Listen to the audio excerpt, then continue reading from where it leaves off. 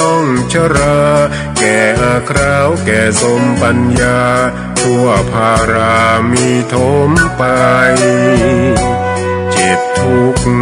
ย่อมเวียนวนมีพ้นไกลๆสัตว์โลกล้วนรู้แน่แก่ใจเกิดแก่เจ็บตายหลีกไปไม่พ้นใครหลงคิดหลงติดอัตตาว่าใจแจ้งกมลแม้นใครปลงได้คงสุขล้นชีวิตมีมองมนเกิดมาเป็นคนสมบูรณ์ดับหายเพียงร่างกายไว้ชีวาแต่กุศลผลกรรมทำมาย่อมแปลงค่ากลายเป็นทุนส่งผล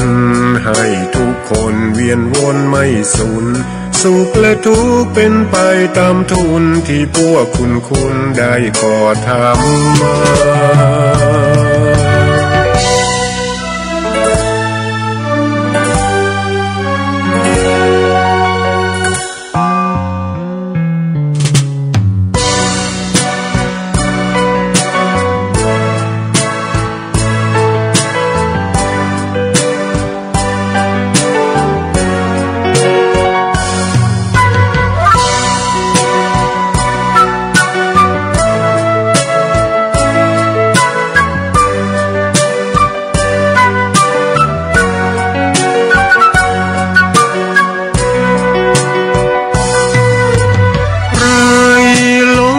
หลงติดอัตตาว่าใจแจ้งกมลแม้นใครปลงได้คงสุขล้นชีวิตมีมองมนเกิดมาเป็นคนสมบูรณ์ดับหายเพียงร่างกายไว้ชีวาแต่กุศลผลกรรมทำมาย่อมแปลงค่ากลายเป็นทุนส่งผลให้ทุกคนเวียนวนไม่สูญสุขและทุกข์เป็นไปตามทุนที่พวกคุณได้ก่อทำมา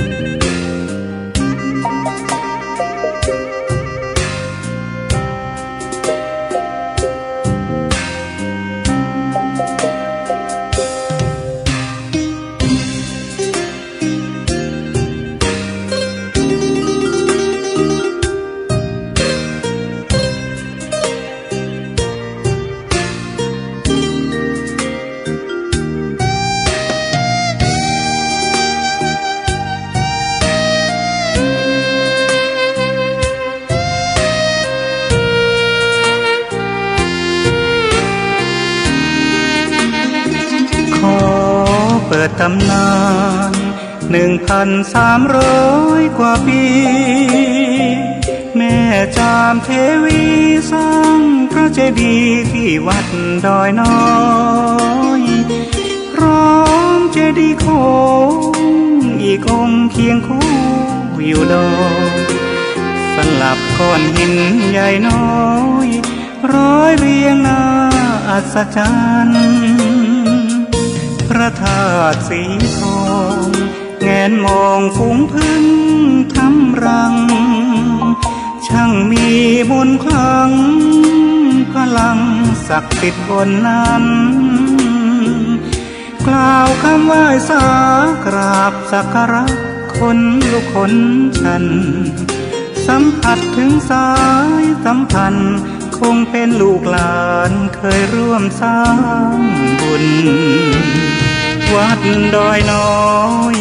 อยู่กลางยอดดอยโรยต่ออำเภอดอยเหล่าเขตติดต่อป่าสางลำพูนเดินทางปลอดภัย จากเชียงใหม่หรือสายลำพูนยินดีต้อนรับนักบุญมาร่วมสร้างทานบารมีตีสามตีสี่เปิดสถานีฟังตุลุงยองนักเทศเสียงทองชื่อเสียงดังก้องทั่วฟ้าธานีตัวจริงเสียงจริงวัดดอยน้อยแม่จามเทวีต้อนรับญาติโยมที่มีจิตศรัทธามาร่วมสร้างบุญ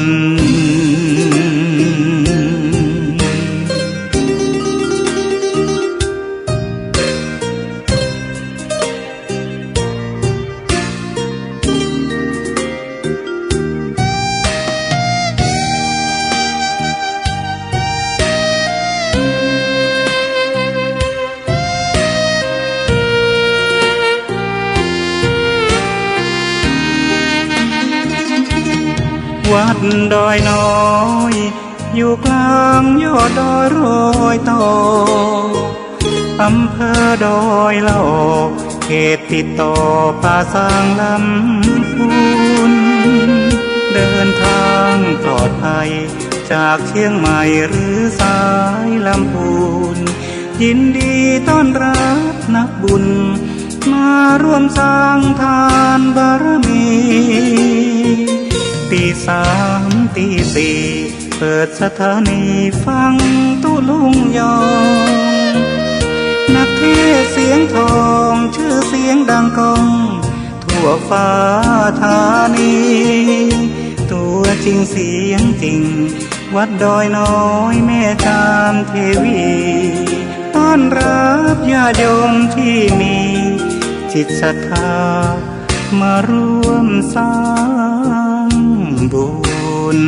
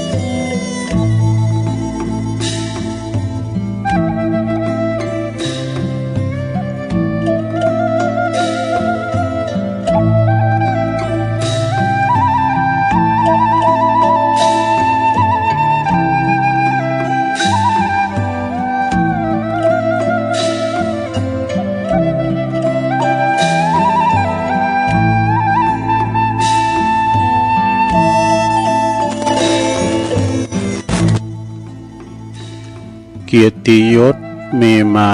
เพราะหน้าที่อำนาจมีเพราะตำแหน่งเขาแต่งตั้งตำแหน่งหมดอำนาจหายไม่จีรังจงเสริมสร้างความดีเป็นสีตน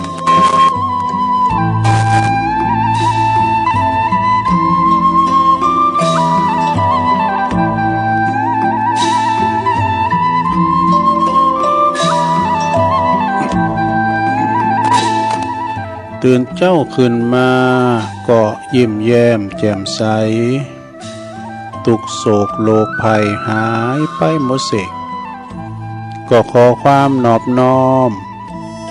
แด่พระรัตนตรัยอันมีพระพุทธพระธรรมพระสงฆ์เป็นสรณะที่พึ่งกับแนบไต่ไหวสาถวายความเคารพมายังครูบาอาจารย์พระมหาเถรานุเถระตันเจ้าคณะพระสังฆาธิการพระภิกษุสามเณรเจ้าจุโตนจุองค์กุวัดวาอารามพร้อมตึงสำนักติพักสงฆ์โดยก็ขอความเจริญในธรรมเจริญปอน มายังบรรดาปออกไม่ออกศรัทธาสาธุชนนักศีลนักบุญคุณดีทั้งหลายเนาะบ่ว่าจะเป็นปอหลงแม่หลงปอลุงแม่ป่าตั้งปีป่าหน้าเอาอาศรัทธาตีนจ้องห้องวัดเท่าแก่หนุ่มกำใจยิงต่างหลายเนาะแต่ตื่นมึนตาตื่นจืนขึ้นมาก็มาหมุนคืนเปิดโทรศัพท์เครื่องหับก็ดีหรือว่าวิทยุก็ตามก็มาฟังรายการสัพเพเหระปกิณกะขอนลุงไก่แจ้งรายการเสียงธรรมแสงทอง รายการเสียงธรรมแสงทองนี้ก็รับผิดชอบบริหารเวลาดำเนินรายการโดยต้นตัวแห่งอาตมาภาพเก่ากระผมตุลุงนันชัยวัฒน์นาคะเสโนหุ่นเถ่าประจำเนี่ยก็มาออกรายการเนาะขึ้นมาตีบุญห้องสงฆ์ของวัดพระธาตุดอยน้อยมาออกรายการแผ่พายกระจายเสียงไปในขณะที่เปิ้นรับเปิ้นนอนกันซึ่งก็เวลายามหมออีเนี่ยก็รับโมนนะรับหลุมดีมันจึงรับมนรับงั้นแต่พักผ่อนสายตาหอมบ่าหอมแหงไว้ทำการทำงานวันผูกแถมเนี่ยค่ะ แต่บางคนนั้นเปิ้นก็ตื่นเจ้านอนบัดลับก็มาฟังรายการตุลุงก็จะดำเนินตั้งแต่เวลาในเป็นต้นไปเนาะ3 ถึง 5 โมงตี 3เป็นต้นไปก็จะน้อมนำเอานาสาระเอาธรรมมาเทศน์พองมรดกธรรมพองธรรมบรรยายชาดกกรรมสังฆา มาเล่าสู่จูกันฟังเน้อสถานิทานธรรมพองไอ้น่ะเมื่อมาปะกันแล้วก่อนตีตุลุงจะเอ่ยไปตั้งคืนบุญสถานีวิทยุแต่ละคืนต่างๆเนาะที่เปิ้นหับลิงสัญญาณไปเป็นล่ำเป็นนอนนะรอเกาะกล่องสัญญาณตุลุงก็จะนำไหวพระให้เกินเน้อเพื่อความเป็นสิริเป็นมังกรเป็นมงคลเนาะ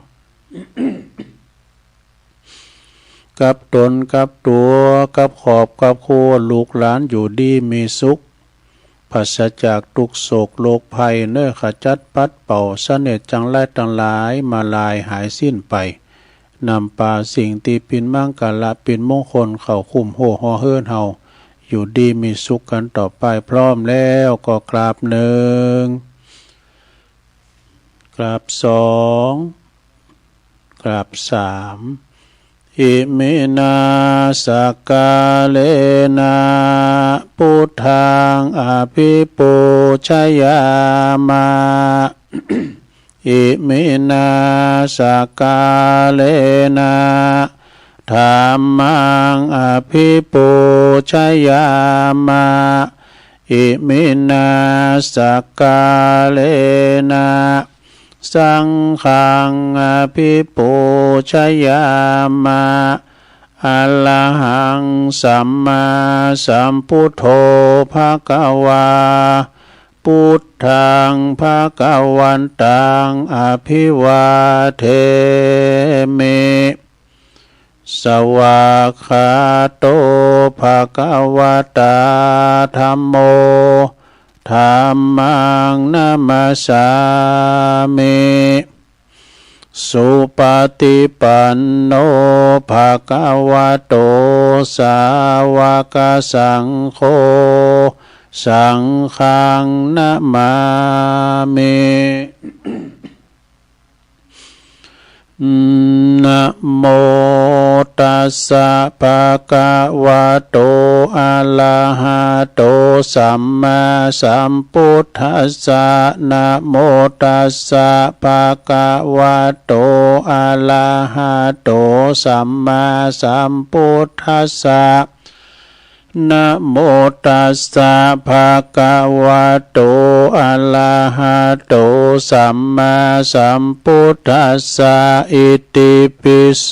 ภะคะวะอะระหังสัมมาสัมพุทโธวิจาจารณะสัมปันโน สุกะโตโลกะวิโตอนุตตโลปุริสตัมมัสสาลาทิสัทธาเทวมนุสสานังพุทโธภะคะวะติสวากขาโตภะคะวะตาธัมโมสันติติโกอากาลิโกเอหิปัสสิโกโอปันนายิโกปัจจตังเวทิตาโปวินโยหิติสุปฏิปันโนภะคะวะโตสาวกสังโฆอุจจุปฏิปันโนภะคะวะโตสาวกสังโฆยายะปฏิปันโนภะคะวะโตสาวกสังโฆสามิจิปฏิปันโนภะคะวะโตสาวกสังโฆยะติตังจัตตาลิปุริสยุคาเนอัฏฐปุริสปุคลาเอสะภะคะวะโตสาวกสังโฆอาหุนายโยปาหุนายโยตะขินายโยอัญจลิกาลนิโยอนุตตลังปุญญเขตังโลกัสสติจายันโตโพธิยามุเลสักยานังนันทิวัตโนเอวังตวังวิจัยโยโหหิจายสุจายมังคะเลอัปปลาจิตตปันลังเกสีเสปตาวิปุคะเลอภิเสเกสัพพพุทธานังอาคาปโตปโมทติสุนัขตังสุมังคลังสุปาปาตังสุโหติตังสุขโนสุโมโหโตจะสุเยทังพรหมจาริสุปะทะขินังกายกัมมังวาจากัมมังปะทะขินังปะทะขินังมโนกัมมังปณิทิเตปะทะขินาปะทะขินานิกาตวนะละพันตเถปะทะขิเนสัพพิติโยวิวัจจันตุสัพพะโลกโควินาศตุมาเตภวัตวันตลายโยสุขิติขายุโกภวะอภิวาทานาสีลิสานิจังวุตตาปัจจายโนจัตตาโลธัมมาวาทันติอายุวันโนสุขังปะลังเอาละเนาะศรัทธาญาติโยมต่างหลายตุลุงก็ปิ้นเก้าปิ้นโหนำสวดมนต์ไปปิ้นตีเรียบร้อยก็ขอคุณพระติตาไหลรัตนะผ่านแผ่วพระแก้วเจ้าตั้งสามประการเนาะจงโดนบันดาลมาปกป้องคุ้มครองรักษาพระพุทธศาสนาวัดวาอารามโคงแก้วตั้งสามมาปกป้องรักษาดูแลยังครูบาอาจารย์พระสงฆ์องค์สามเณรเจ้าเนาะอยู่กับวัดกับว่าแต่มาปิ้นหนอเนิ่นนาบุญศรัทธาแต่มาทำบุญสักการะปูชากับไหวแต่มานำสินน้ำตาลน้ำกึดสั่งห่างแปงนะคุดน้ำบ่อกอศาลาสั่งวัดสั่งวาพัฒนาคือการกรุงลุงเลิงเนาะศรัทธาอุปถากอุปถัมภ์วัดวาอารามก็มาจุยกันนะ เป็นผู้ที่นำจิตนำวิญญาณหรือว่าเป็นผู้ที่ปันศีลปันป้อนอบรมศีลธรรมกรรมฐานหือศรัทธาอย่างกันเนาะแล้วก็ปลงแม่ลงเขาก็ขอให้อยู่ดีมีสุขเน้อมีบ่ามีแหงกำมีกำลังวังชาสุขภาพสมบูรณ์เน้อตุลุงก็ขอเป็นกำลังอกกำลังใจอีปออีแม่เนาะที่เดินเหินไปในตั้งใดก็บ่ได้ก็เอาวิทยุเนี่ยเน้อลงเน้อปินกูปินกีมไปบางคนนั้นอยู่คนเดียวนอนคนเดียวกันได้ฟังน้ำฟังธรรมในโน้นักแกเนี่ยตัวเฮ้ยนะก็แต้วตัวลุงก็กันได้ว่านอนรับก็ไล่ฟังธรรมะพองก้าอย่าเนาะเอาไปฟังเปิ้นพองเปิ้นฟังเอาพองเนาะศรัทธาก็เอาวิทยุเนี่ยเนาะเป็นครูเป็นกีมเลยลงเนาะ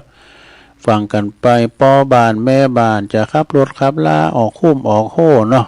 ไปกาดไปลีก่อตามตังใดก่อตามมีสติก่อนสตาร์ทรถมันหนักมันหลาย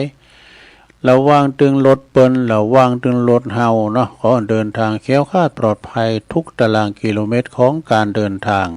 ทั้งขาไปขากลับเด้อเอาละตอนนี้ไปตุลุงก็จะได้เอ่ยแป๊ดตังคืนบุญสถานีวิทยุในเครือข่ายที่เปิดหับสัญญาณรายการธรรมะภาคภาษายองช่วงเวลาตั้งแต่ตี 3 ถึง 5 โมงเด้อดังต่อไปนี่ขอขอบคุณสถานีวิทยุคลื่นพระพุทธศาสนาการศึกษาและวัฒนธรรมของวัดไฟหินเนอร์ตำบลสุเตปอำเภอเมืองเชียงใหม่ FM 104.50 เมกะเฮิรตซ์โดยเมตตาบารมีธรรมอาจารย์พระครูสมุวิศวัตวรกิจโจอาจารย์พระครูผลพินพอสถานีลิงสัญญาณไปองค์คลงในเมืองก็ฟังครอบคลุมกันหมดเนอะฟังตั้งแต่ตุลุงทองมาละขอบคุณสถานีวิทยุคณะสงฆ์อำเภอฝางตั้งอยู่ที่วัดพระพุทธบาทอุดมน้ำบ่อสาวาสำนักวิปัสสนาเนอะ FM 100.25 เมกะเฮิรตซ์โดยเมตตาบารมีธรรมหลวงพ่อท่านพระครูสุจิตานุรักษ์หลวงพ่อใหญ่เฮาเนาะเจ้าคณะอำเภอฝางและขอบคุณตุปิเลินด้วยเนอะจำเริญโชติธรรมโมโดยถาดเปิดกอดรีโมทเข้าไปลิงสัญญาณไปปิ้นตีเรียบร้อยขอบคุณสถานีวิทยุแดนดินถิ่นล้านนาต่างอยู่ที่บ้านโฮงโงตำบลนำบ่อโลงอำเภอสันป่าตองเนื้อ FM 103.50 เมกะเฮิรตซ์โดยคุณรุจิสมบัติเงาคำนะแล้วก็ยันอสมตัวเนื้อลิงสัญญาณไปขอบคุณสถานีวิทยุคืนธรรมของชุมชนวัดหอยตองซักตำบลโขงเป้าอำเภอจอมตอง FM 98.75 เมกะเฮิรตซ์โดยท่านอาจารย์พระครูวาปีวรมานิตเนอร์โซนไต่สายแต่ก็ฟังตั้งแต่เพลงบักเก่าแห่งความหลังเพลงดังในอดีตแล้วขอบคุณสถานีวิทยุมนเสียงธรรมอำเภอแม่แจ่มเนอร์วัดบุพาราม FM 106.25 เมกะเฮิรตซ์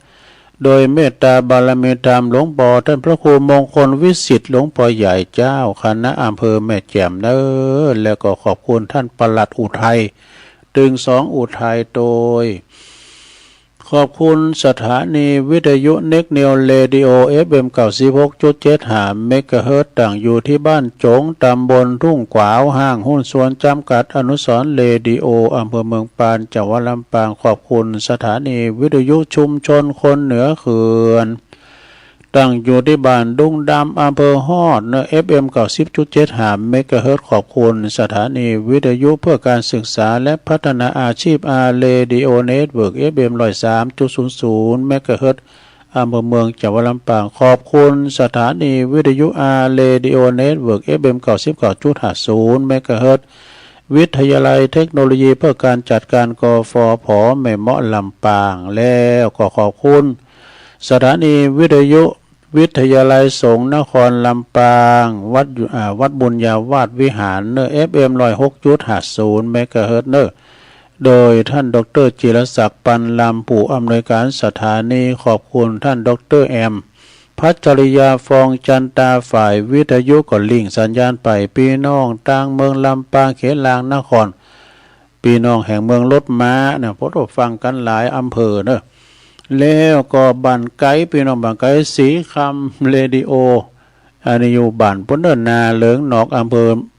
เวียงสาจังหวัดน่าน FM 92.50 เมกะเฮิรตซ์เนอะ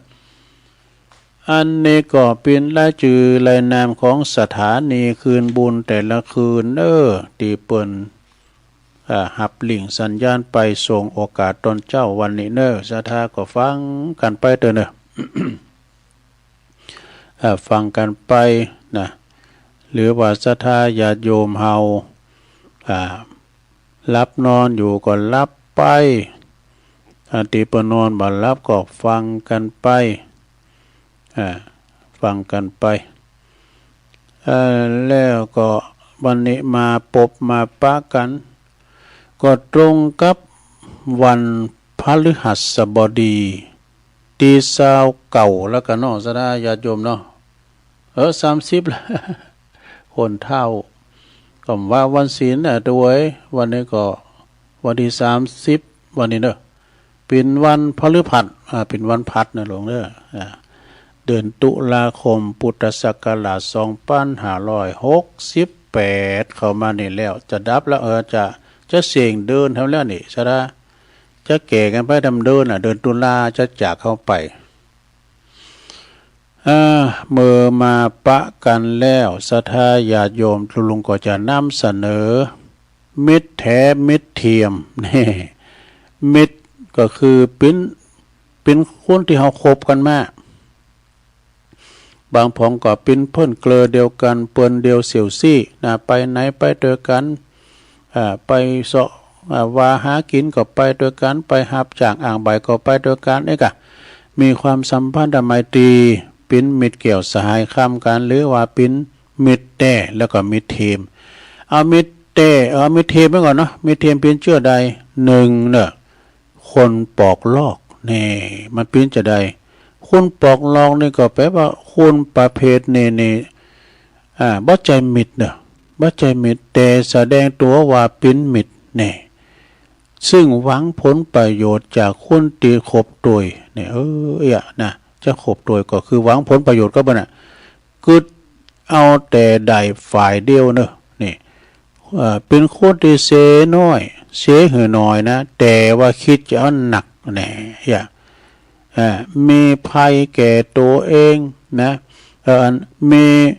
มีภัยหันแก่ตัวบ่ย่อมช่วยเหลือไผนี่แต่ถ้าว่าเมื่อตนประสบปัญหาแล้วก็จึงมาแก่งแสดงตัวเป็นมิตรเราดูเป็นคนที่คบเป็นคนที่คบเปินเพราะเห็นแก่ประโยชน์ส่วนตัวมันเข้าทางเลยนะอันนี้มันเป็นมิตรทีมนะอันต่อไปข้อที่2นะคนดีแต่พูดมีกระปากะนะมีกระปากะเป็นคนที่มีกระปากมีกระบูในสิ่งที่บ่เป็นประโยชน์นะบ่เป็นประโยชน์นี่นะเก็บของหลวงแล้วมาปราศัยมามาจ๋าคือว่าโพกตีคอยเรียกร้องนะความสนใจส่วนใหญ่ก็จะเอาเรื่องที่เกิดขึ้นในอดีตมาเนี่ยเป็นว่าบดีคุณกรรมเก่ามาเล่าความหลังมันจังพิษกันเอากรรมเก่านะมานะอ้างเอาของที่ยังที่บ่มีมาประสัยเอามามาจ๋าคือโพกตีสอบในเรื่องของอนาคตเนี่ยในธรรมกลาง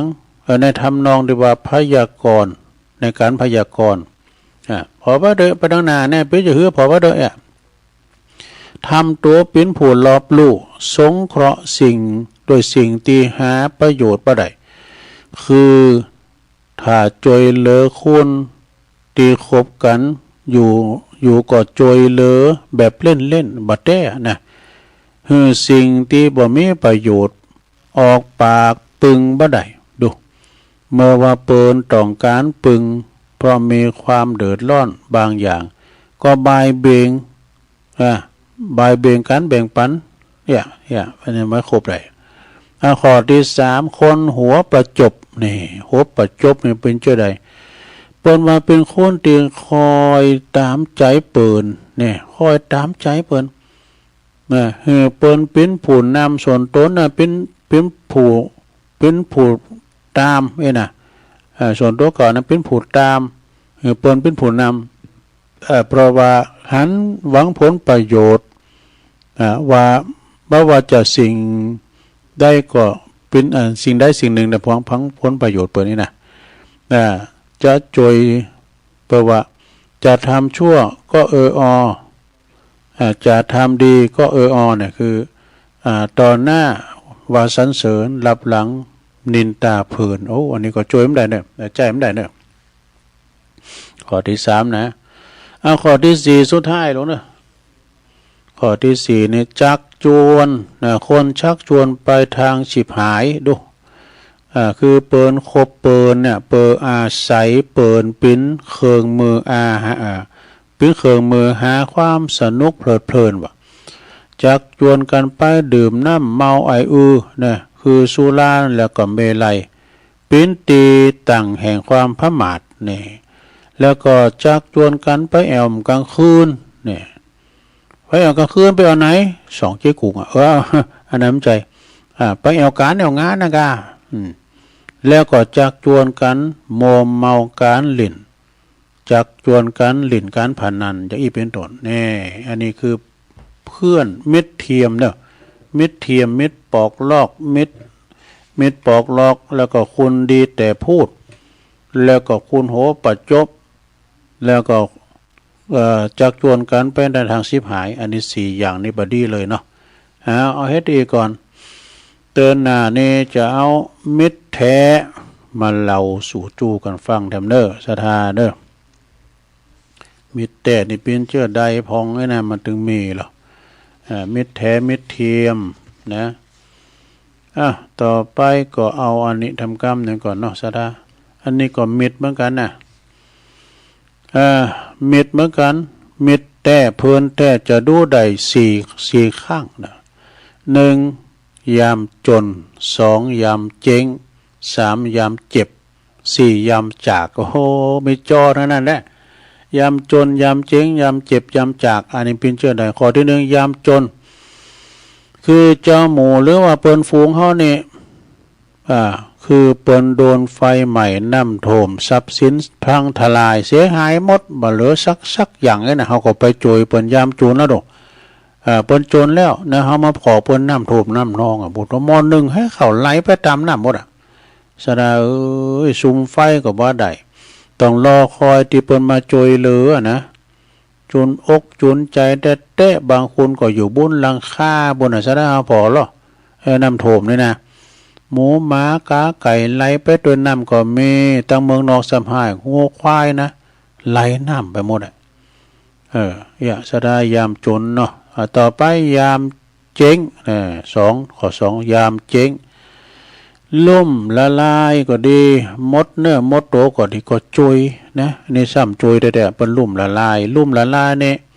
มันเป็นภาษาย่องไปวัดตาวในดอกลุ่มไปวัดตาว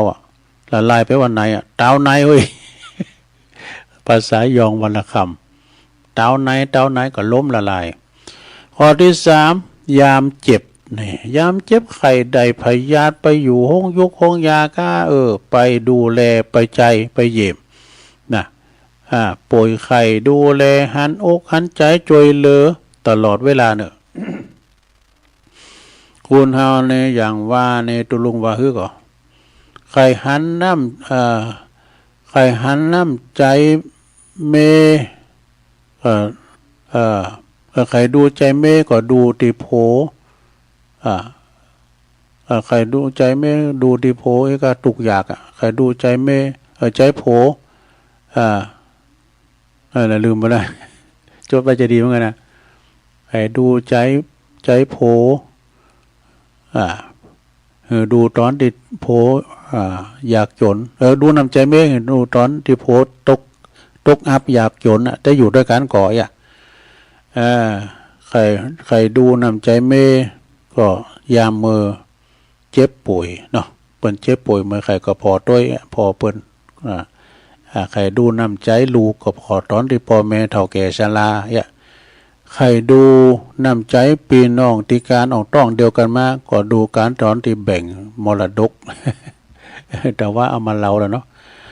ต่อไปยาม3ข้อที่3ยามเจ็บนี่ ยามเจ็บไข้ได้พยานี่ก็พอคอยดูแลกันตลอดเวลาเนอะแล้วสุดท้ายยามจากนี่ไม่จากเป็นก็จากตายจากกันตอนเป็นย่อมเห็นน้ำใจถ้าจากกันตอนตายต้องย่อมเห็นน้ำตาหลวงพ่อว่านะยามจากนี่คือมดลุ่มหายใจแล้วก็ทำบุญอุทิศส่วนบุญส่วนกุศลไปเหอะนี่แหละคือเพื่อนแท้4ประเภท 4ประการนี้ประเภทคุณมีเพื่อนแท้แล้วหรือยังแน่มีเปิ้นเต้แล้วนะมีเปิ้นเต้เลยยามจากนี่สำคัญนะจากโลกนี้ไปลุ่มหายแต่จากกันไปนะก็จะหันหน่อยศรัทธาญาติโยมยามเจ็บยามจนยามจากนี่ก็ฝากไว้เนอะเฮาได้พอก้อยดูแลกันเวลาเจ็บปิ่นยินอุ่นก็พอก้อยเอาไปหงยุกหงยากะ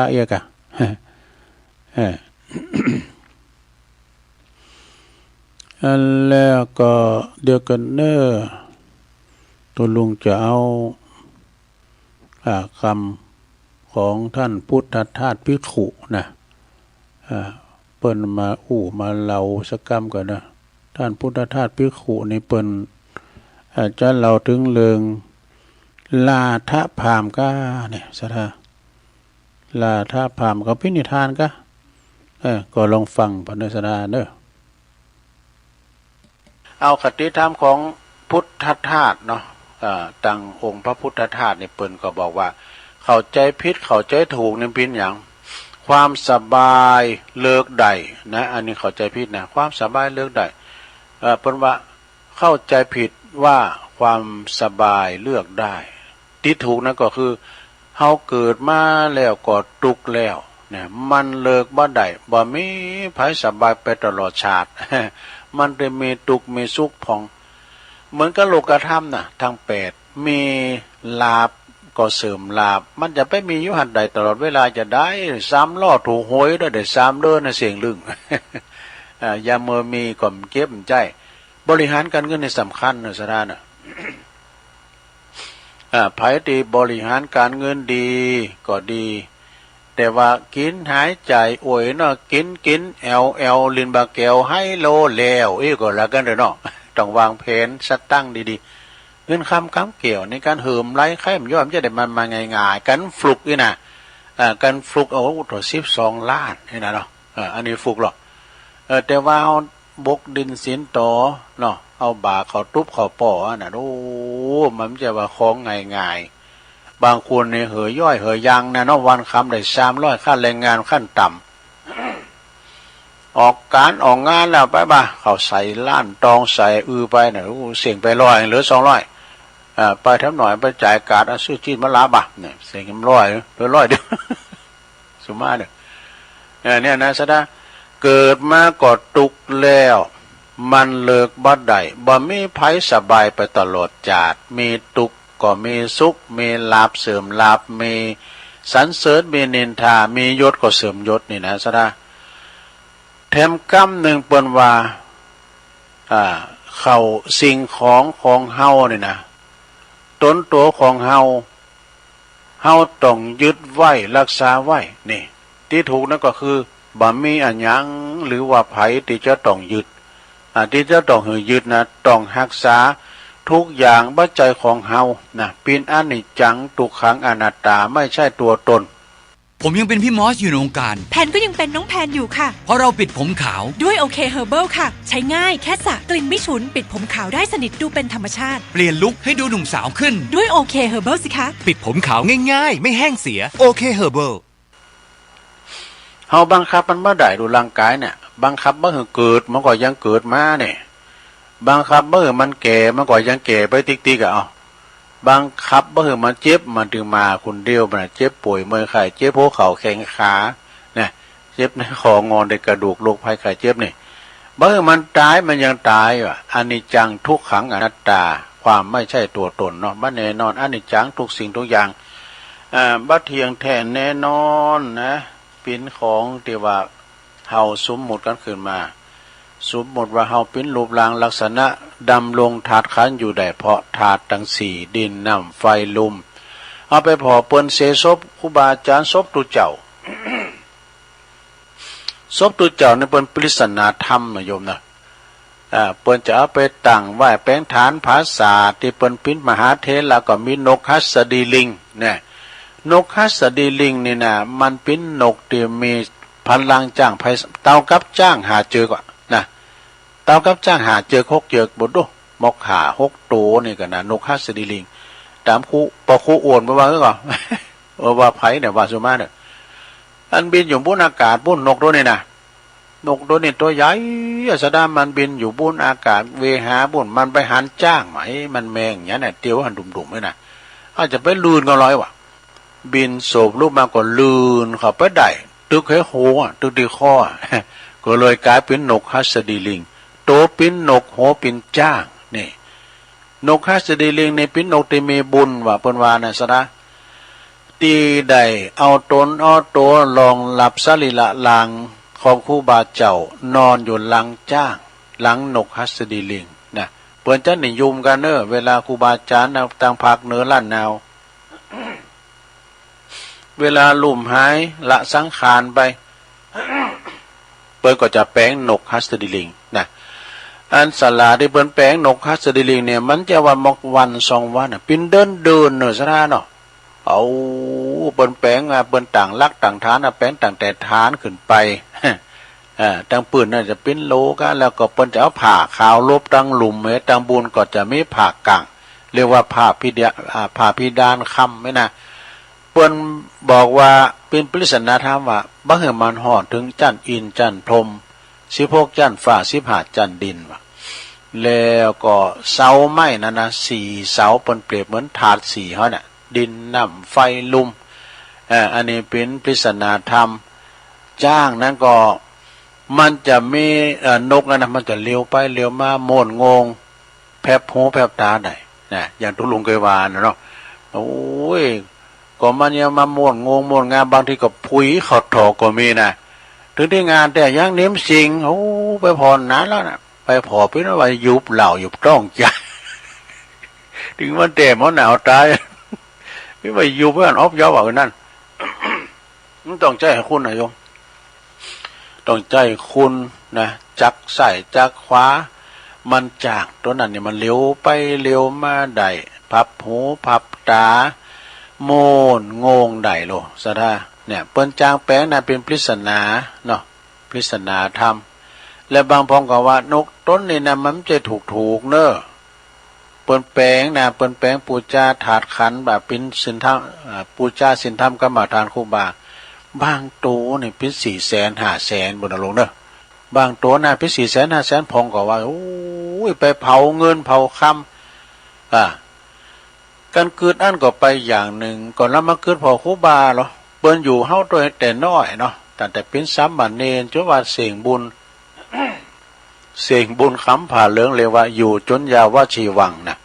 ก็ยามมาเกิดยามมาฮอดเปิ้นเกิดเปิ้นสร้างบ่โดวัดตึงวัดเนี่ยแต่ละรุ่นบุกเบิกเสียงบ่กี่ร้อยล้านเนาะเกิดพอกะ ตายเนี่ยมันตื่นเดียวนะซะได้แต่ไปจำนิตีตีนบ่เด้อเผาสะตั้งได้ยินมาลายแล้วนะอันนี้เปิ้นเรียกว่าปูจาศีลธรรมกรรมฐานครูบาเนาะครูบาเจ้าเนี่ยเปิ้นเกิดแปลงวัดแปลงว่าบางทีก็แจกทุนให้ละอ่อนการศึกษาเป็นแกนนำสร้างเมนสร้างยา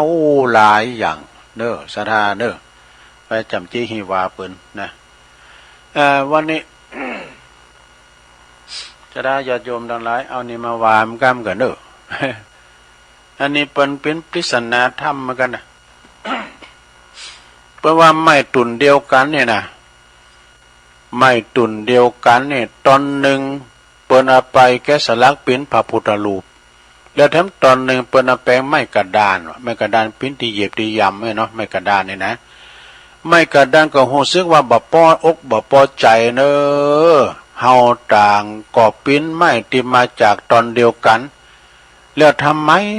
มคนอื่นถึงมาเหยียบยำฉันอย่างเปิ้ขึ้นไปกราบเธอล่ะนี่นะ ไม่ตอนนี้นะตอนเดียวกันน่ะแต่เปิ้นแต๊ดกึ่งนี่เนาะตอนหนึ่งในเปิ้นเอาไปแกะสลักปิ้นพระพุทธรูปปิ้นที่กราบที่ไหว้ที่สานะแล้วทำตอนหนึ่ง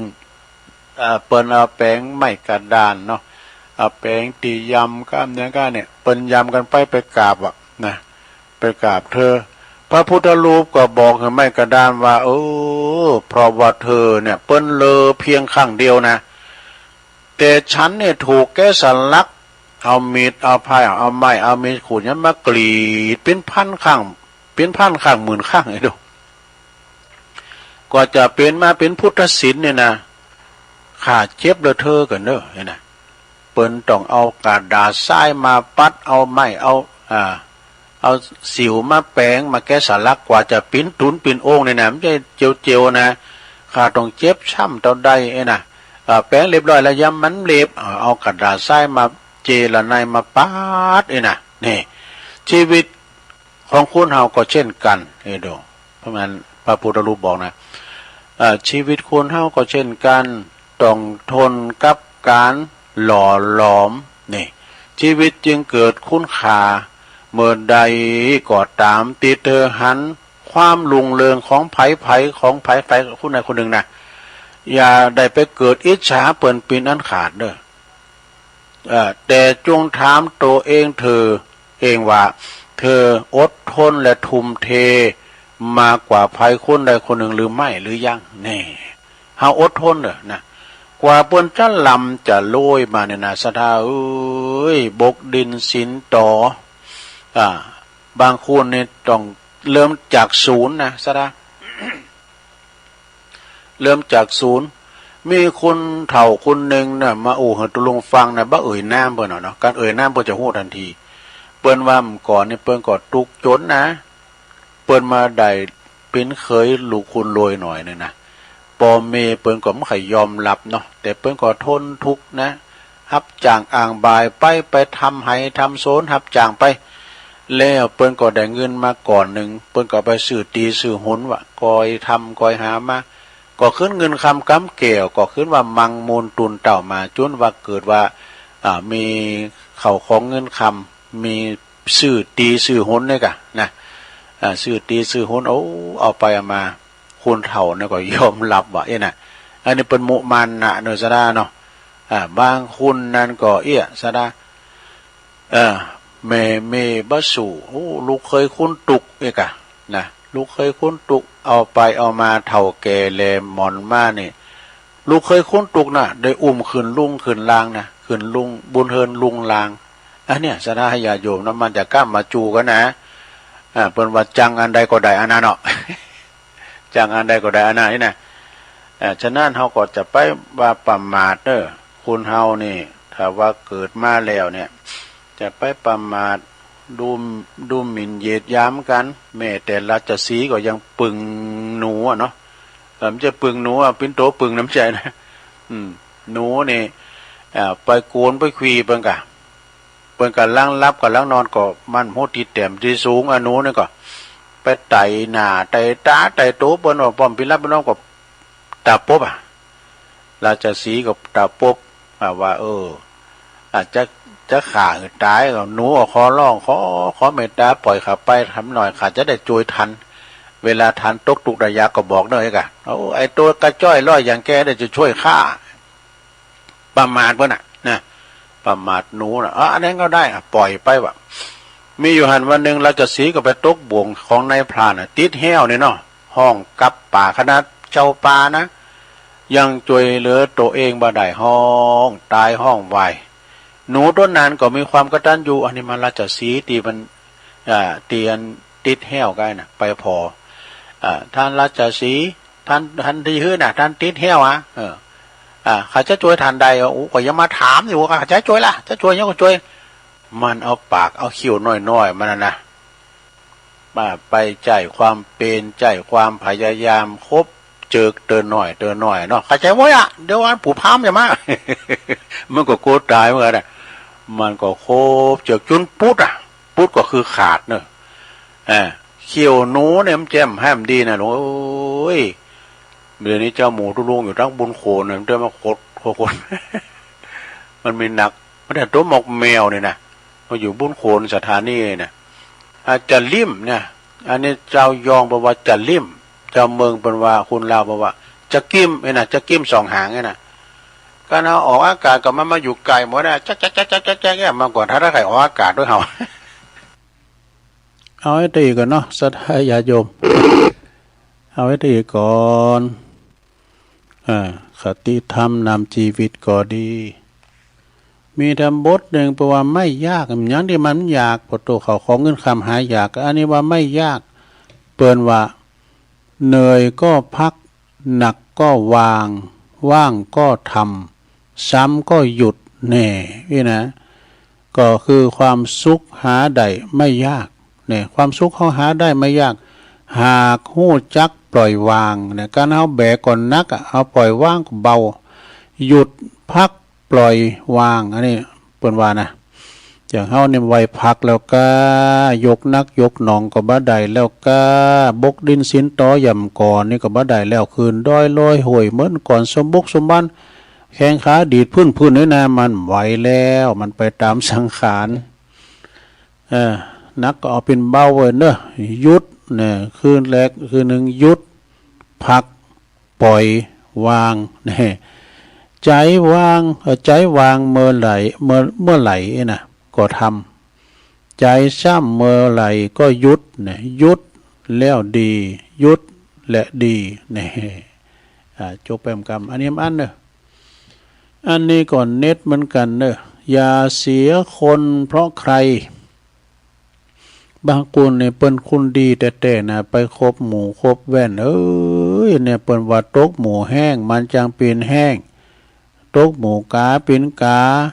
ถ้าตกใส่คู่บาก่อนเป็นผาหน่อย เป็นไข่ยมเนาะอย่าเสียคนเพราะใครก็คือเสียหนึ่งอย่าเสียสองเนี่ยเสียของ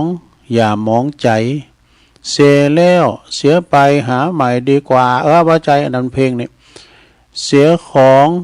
อย่ามองใจเสียแล้วจงเสียไปเสียอันยังก็ได้อย่าหือเสียใจนะอย่าหือใจมันเสียเนาะใจจะไปหือเสียเนอะใจเพราะว่าเสียของเสียเขาเสียใครอย่าเสียใจจนเสียคนเนี่ยแล้วก็ตีวามาเนี่ยเพราะทั้งเขาทั้งเรา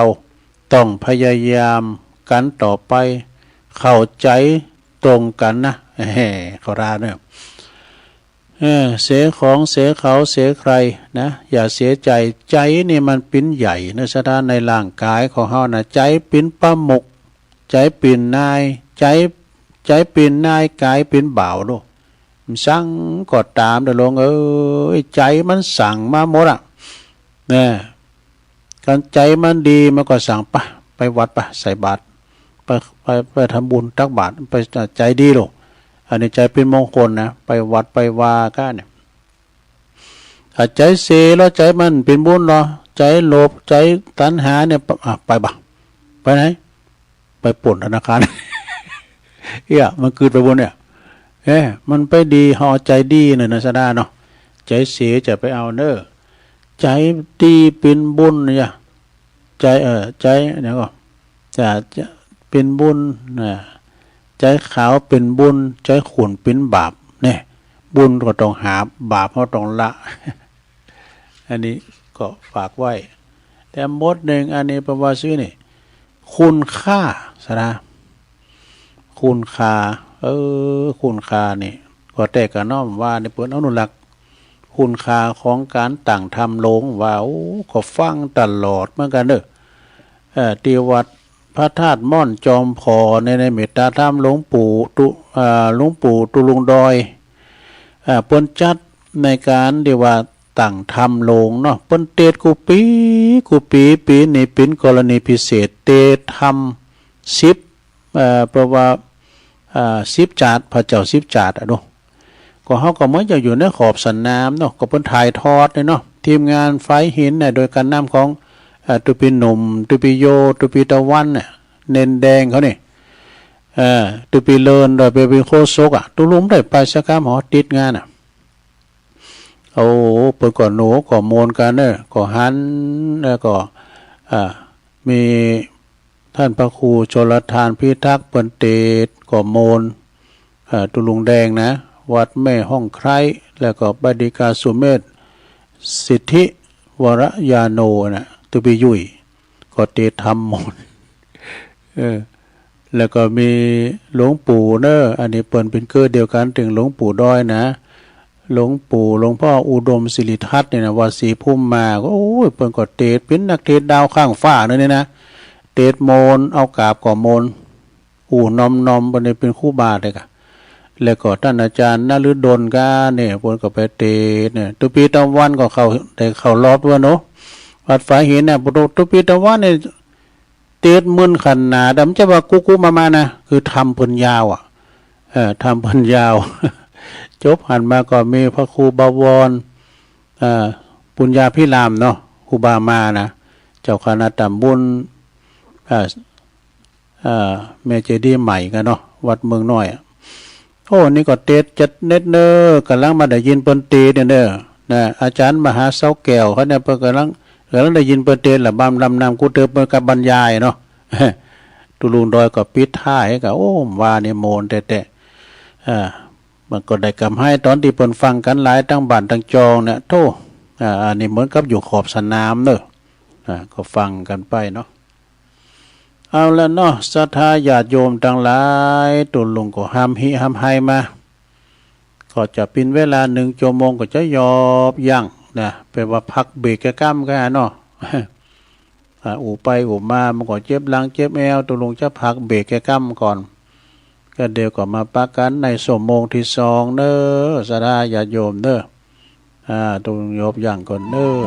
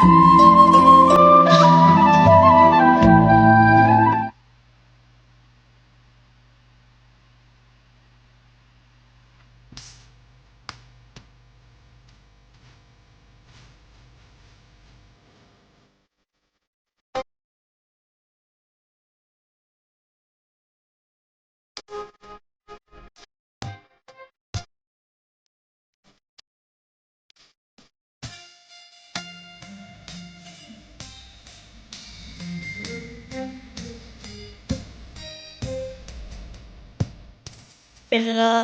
งสังหรณ์ต้องกระทำสั่งชินใจสุ่มกระทำส่องดาวแห่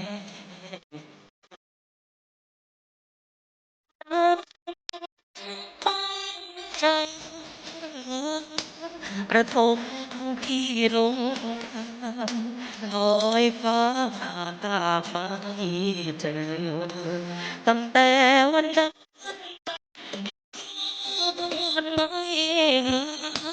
เขาคิดใจเนื้อใจเข้ามาเย็นตัวให้กับน้องแยกทางหากันไม่เจอตัวใจ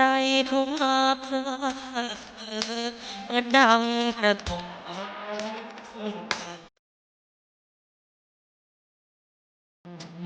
เลยมันเลยกระทงบอกเรื่องราวโดยตรงกับเพิ่มรักเราเจ้าเปลี่ยนใจตัว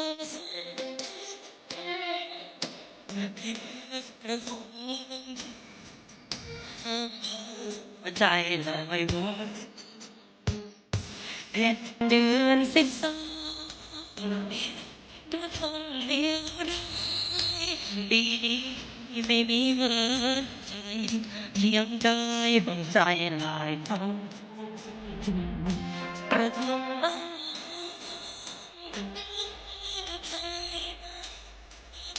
เปรียบความรักที่วันรอด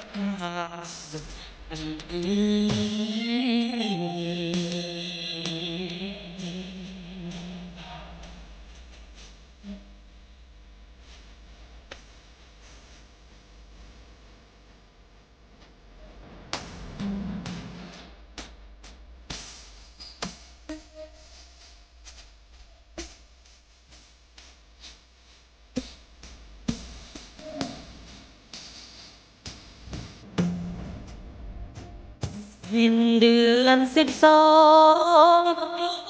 กระทงเดียวปีนี้ไม่มีเงินใจเคียงใจบังใจหลายคนกระทง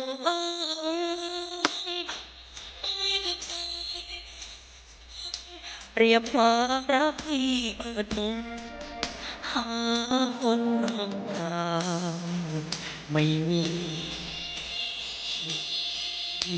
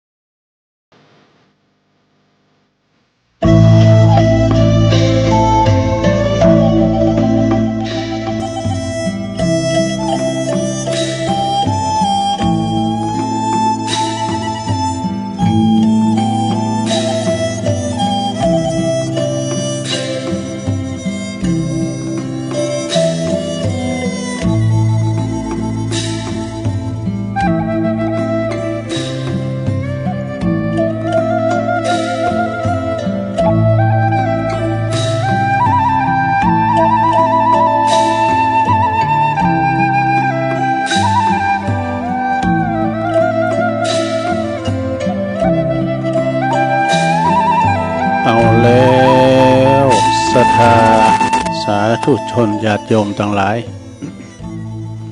ตัวลุงก็พักเบรกพักครึ่งเนาะนั่งมึนลำไปเจ็บหลังเจ็บแอวลุกอย่างย่ายข่ายตีเตียวไปเที่ยวมายืดสินยืดซ้ายนะ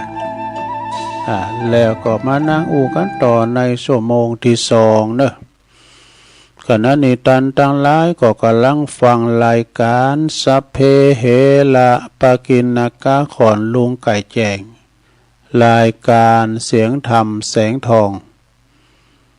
รายการเสียงธรรมเสียงทองนี่ก็ดำเนินรายการโดยตุลุงยองเนี่ยมานางอู่นางจ้ากับปอออกศรัทธาเป็นชั่วโมงที่สองเวลาขณะนี้ก็เวลา4:07 นาทีเนี่ยตีสี่นะสดา4:07 นาทีแล้ว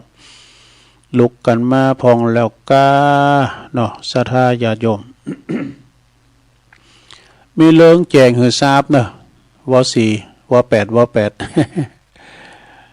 ก่อนเนื่องจากว่าวันพุธวันศุกร์กับวันเสาร์นี่ตุลุงก็จะได้คืนรายการเวลาให้กันเนอะพอติดศาสนกิจต่างจังหวัดนะถ้าใครว่าต่างประเทศ ต่างจังหวัดนะเดินทางไปติดศาสนกิจเนอะจะได้คืนเวลาครับผู้อำนวยการก่อนวันศุกร์กับวันเสาร์นี่ไม่ได้มาเนอะได้ฟังเพลงเก่าด้วยอ๋อนะอดเอาเนาะตุลุงก็ไม่ได้ไปในกำแล้วกันนี่ก็จะไปกินแปดตาลเปิดในกำหนึ่งนะฉะนั้นก็แจ้งบอกกันเนอะแจ้งว่า8นะวันพุกนี่ไม่ได้เข้ารายการไม่ได้ฟังเพลงเก่าเดินในลงเนอะติศาสนกิจเนาะตามกุเตอก็ไปไหนก็ถึงผาดแตนเป็นพองก้ามสังกายนะ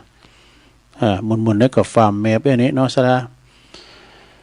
ก็วันนี้เหมือนกันเนอะตีวัดพระธาตุดอยน้อยโดยเมตตาบารมีธรรมหลวงพ่อพระครูสาธุกิจจันนันท์เนาะพร้อมกับคณะสงฆ์ในอำเภอดอยหล่อเปิ้นก็จะมีการสวดมนต์เพื่อน้อมถวายอาลัยลำลึกนึกถึงพระมหากรุณาธิคุณในสมเด็จพระนางเจ้าสิริกิติ์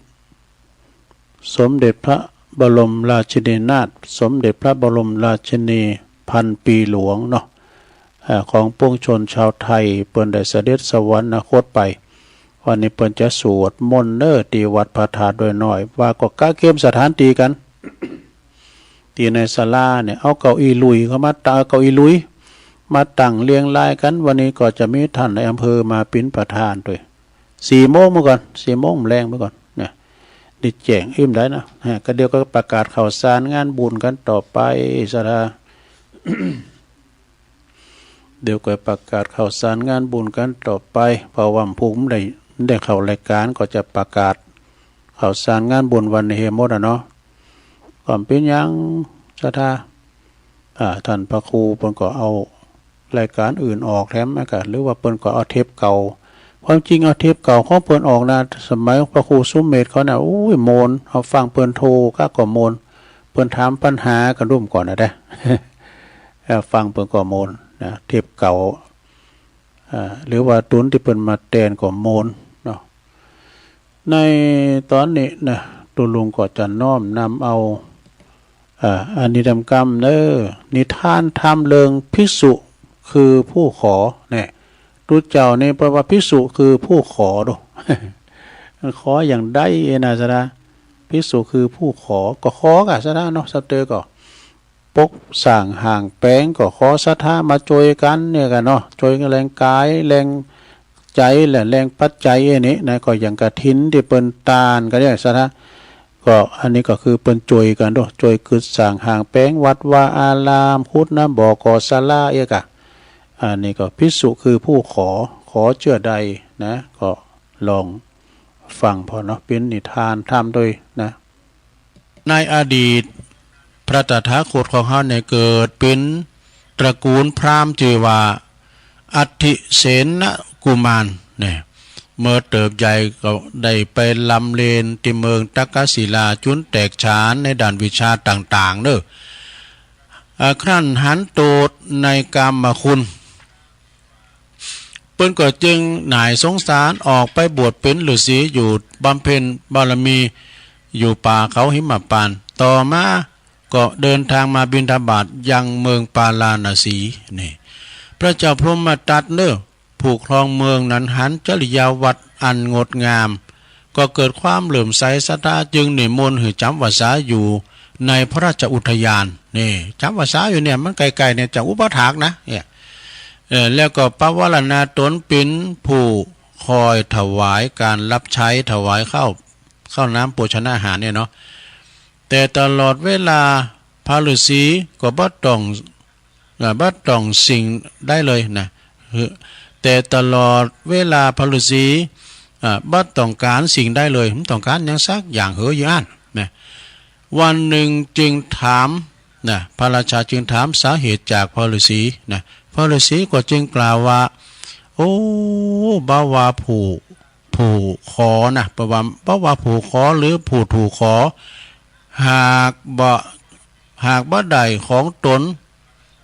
หากว่าบ่ได้ของตามประสงค์สมมุติว่าคุณมาขอเฮาไอ้เนาะเฮาก็มีอย่างเหือบ่ได้ตามประสงค์ก็ยอมบ่พอใจเฮาตั้งอกตั้งใจเข้ามาวัดยืมสตางค์สักปานตู่ก็หือน่ะเพิ่นก็จะเสียใจอาตมาจึงบ่ขอสิ่งได้จากท่านเด้อนี่น่ะพระราชาได้ฟังดังนั้นก็ถามอีกว่าเมื่อถึงการขอสมณะควรขอเปิดการดำรงชีวิตแล้วก็แจกบุญให้แก่ผู้ฆ่าผู้อื่นทั้งหลายนะคือว่าการไปขอแล้วเปิ้นได้ตานก็ได้บุญกันนี่กะสมณะเจ้าก็จึงจักเลี้ยงชีพโดยผาสุกเน้อนะพระราชาบอกว่าสมณะก็จักได้เลี้ยงชีพโดยความผาสุกทำให้พระฤาษีกล่าวตอบว่าผู้ปรารถนาตนยอมเป็นผู้ฉลาดนะผู้ปวารณาตนยอมเป็นผู้ฉลาดสมควรหูว่าสมณะต้องการสิ่งใดเพราะพระอริยะเจ้ายอมบ่ขอเนี่ยเปิ้นบ่ขอนะแล้วแต่เปิ้นปวารณาไปพอแล้วสมมุติเนาะสมมุติว่าเฮาไปหันเปิ้นโฮงน้อยนี่ก็โหเนี่ยนะหันว่าก็มามุงเฮ้ยนะรวมเปิ้นขอก็ได้ก็มามุงเพิ่นเนี่ยเนาะเรื่องนี้ก็จบลงไปเนอะกาลต่อมาพระราชานั้นก็คือพระอานนท์ส่วนอัฏฐเสนดาบทนั้นก็คือเราตถาคตเรื่องนี้เพิ่นขอคิดว่าขึ้นชื่อว่าผู้ขอย่อมไม่เป็นที่รักที่พอใจของผู้ถูกขอผู้ถูกขอเมื่อไม่ให้ย่อมไม่เป็นที่รักที่พอใจของผู้ขอแต่กะเนาะจะไปขอล่ำไปศรัทธาญาติโยมทั้งหลายแต่ว่ากันจะว่าเปิดชื่อเฮาก็โดยศรัทธาเนอะตุลงมาซึ่งใจในเมตตาบารมีตามหลวงปู่ท่านพระครูสุจิตานุรักษ์เปิ่นเป็นประธานในการประชุมที่วัดมอนจอมผอนะเปิ่นก็ซักเสริญครูบาอาจารย์ที่ว่าท่านเขานี้เป็นกลางแท้ๆเลยเป็นกลางอย่างใดเผยแผ่ธรรมออกจากคลื่นบาเลียนไลนะถ้าเปิ้นมาหอมเนี่ยเปิ้นฮื้อกล้าอินเทอร์เน็ตก็ดีการที่การทำเปิ้นฮื้อด้วยจิตด้วยใจนะเปิ้นฮู้ด้วยความจิตใจบ่ให้บ่ดีบ่เอาฮื้อกันง่ายๆดูสตังนี่นะเหือบ่ไหลใครบ่ย้อมจะได้มันมานะเปิ้นว่าในที่ทำกลางประชุมนะลองไปพอกะในกาดเวลาแม่กาถอนสตังพิษถอนให้เปิ้นพิษนะบ่กุ้มกันนะเดือดกันในปุโตเดือดเต็มกาดเตะกันเนาะอันนี้คือหมายความเปิ้นทำบุญโดยใจนะเฮาบ่ต้องไปขอนะการเฮาขอเนี่ยก็มันจะได้นะภิกษุคือผู้ขอก็จริงอยู่เนาะศรัทธาแถมเลิงนึงศรัทธาญาติโยมทั้งหลายภิกษุภิกษุขี้ขอนะหมออันนี้แถมเลิงยาวเหมือนกันเด้อเปิ้นว่ากัปปิชาดกเนี่ยกัปปิชาดกภิกษุขี้ขอเนี่ยณเชตวันวิหารดำแล้วลงพระพุทธเจ้าทรงตรัสชาดกเรื่องนี้เปอปาลบถึงพระเทวทัตนี่ไปตั้งเทวทัตแล้วที่ถูกธรณีสูบนะในการละก่อนนั้นที่เคยพินาศมาแล้วมีใจความว่าอย่างอี้เนอสถานเนอย้อนไปการละก่อนนะย้อนไปในการก่อนพระตถาคตของเฮาในเสวยพระชาติเป็นพญา พญาวานอนวานอนก็คือวาหลายอย่างเป็นลิงก็แมนเป็นวอกก็แมนวานอนนี่นะเป็นพญาวานอนเนอะเสวยพระเจ้าเป็นพญาวานอนปกครองบริวารจำนวน500ตัวกันนะลิงวานอนทั้งหลายมี500ตัวมีพระพุทธเจ้าเป็นเป็นหัวหน้าอาศัยอยู่กับวานอนผู้หนึ่งฝูงหนึ่งนะโอ้มันมี2กลุ่มเนอะ2หมู่นะมีอยู่หันวันหนึ่งอยู่ในราชอุทยานของพระเจ้าปาราณสีเนี่ยโอ้อย่างไหน500เนาะโพของไหน500มาโซก็หันเนาะมีอยู่หันข้างนึงเนี่ยวานอนคึกขนองเกิดคึกขนองอย่างไรโมนามัตสุมาเนนเนี่ยมาถ่ายอุจจาระใส่โหใส่ศีรษะของปุโรหิตผู้หนึ่งนะปุโรหิตนี่เป็นไก่ชิดกับพญาเจ้าเมืองหรอกเนาะไปถ่ายมูลใส่โหใส่ศีรษะของอุปราชปุโรหิตผู้หนึ่งนะจุนปุโรหิตนั้นก็ว่ากล่าวอาฆาตไว้อาฆาตวานอนทั้งหมดไว้นะในราชอุทยานนะสักวันเดี๋ยวมึงก็กูต้องข่าว่าอะไรนะกล่าวตัวไว้เมื่อพญาวานอนหูเนาะพญาวานอนตังดีนะพระพุทธเจ้าเขานะเปิดเสวยเป็นพญาวานอนหูเหตุการณ์ดังนั้นแล้วนะโอ้เหตุการณ์ดังกล่าวเนี่ยมันจะเป็นตั้งดีเนอะมันจะเป็นทางหล่มจมทางหายนะมาหาหมู่เฮานะหากว่าอยู่ที่นี่ต่อไปนะผู้ปองไล่จะมาหาเฮาเนอะเฮาก็จักเสียจักตายเสียหมดนะคงจะต้องปัสกับความชิบหายพินาศพินแน่แต่บ่วันใดก็วันหนึ่งนี่นะอันนี้พญาวานอนอันฝ่ายดีวานะเนาะจึงได้ปากันเนอะ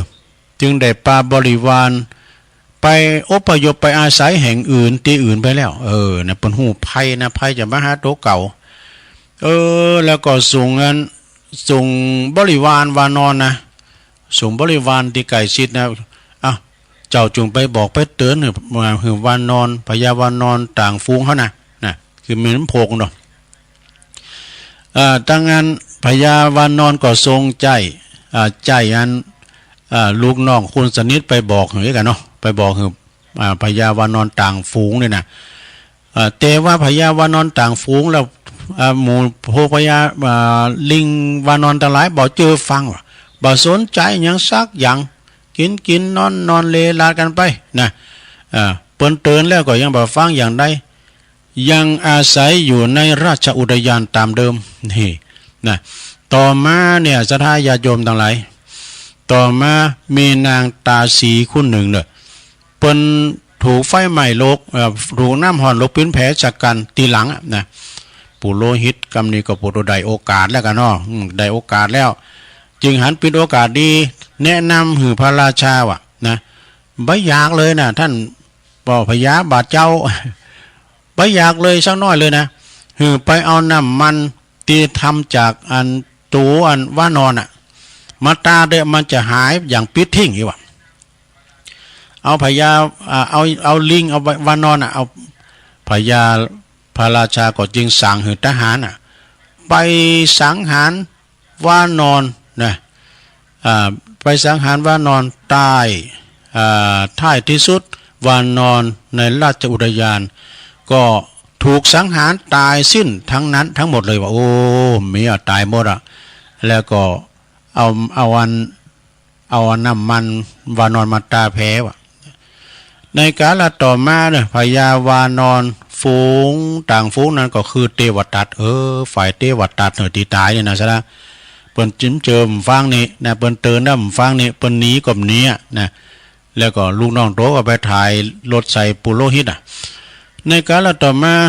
นะพญาวานอนต่างฝูงนั่นก็คือพระเทวทัตวานอนปิณปดิษฐ์นั่นก็คือเราตถาคต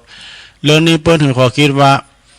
ผู้มีปัญญาย่อมหาทางป้องกันก่อนภัยจะมาถึงตัวจบลงไปซะละตัวลุงลืมขีดนะจบลงไป2เริงอันนี้นะต่อไปก็เอาอันนี้มาวาทำกรรมหนึ่งเกิดศรัทธาญาติโยมบปฏิปต่อเลย ก็คืนไหนได้ก็ว่าก็ติ๊กไว้เมื่อนะจู่ๆแต่เมื่อวานได้เขาต้องเลฟไว้ก่อนละอันนี้พระศักดิ์สิทธิ์เนอะโอ้ตุปีศักดิ์สิทธิ์น้ำใจพระศักดิ์สิทธิ์นี่คือสังโตหนังสือนี่ก่อนเน็ตนะแกเนอของอาจารย์ท่านพระมหาด็อกเตอร์ดวงจันทร์นี่นะพระครูสิริปริยัตยานุศาสตร์นี่นะอันนี้นี่ปอพยาแท้ๆรองเจ้าคณะอำเภอแม่แจ่มพระศักดิ์สิทธิ์ชีวิตเฮานี่เกิดมานี่มีพระตีสมควรที่จะล้ำลึกนึกถึงตลอดเวลามี3ประเภทดอกนะประเภทที่หนึ่งก็คือไผก็คือพระประจำบ้านพระประจำบ้านก็คือพ่อแม่ผู้ฮือกำเนิดเฮานี่กะนะเนี่ยพ่อแม่ผู้ฮือกำเนิดเฮานี่แหละคือพระประจำบ้าน2เท่านี้แหละกันมีเปิ้นหอมได้เกิดนะศรัทธาญาติโยมแล้วก็2พระประจำเมืองเราก็คือครูบาอาจารย์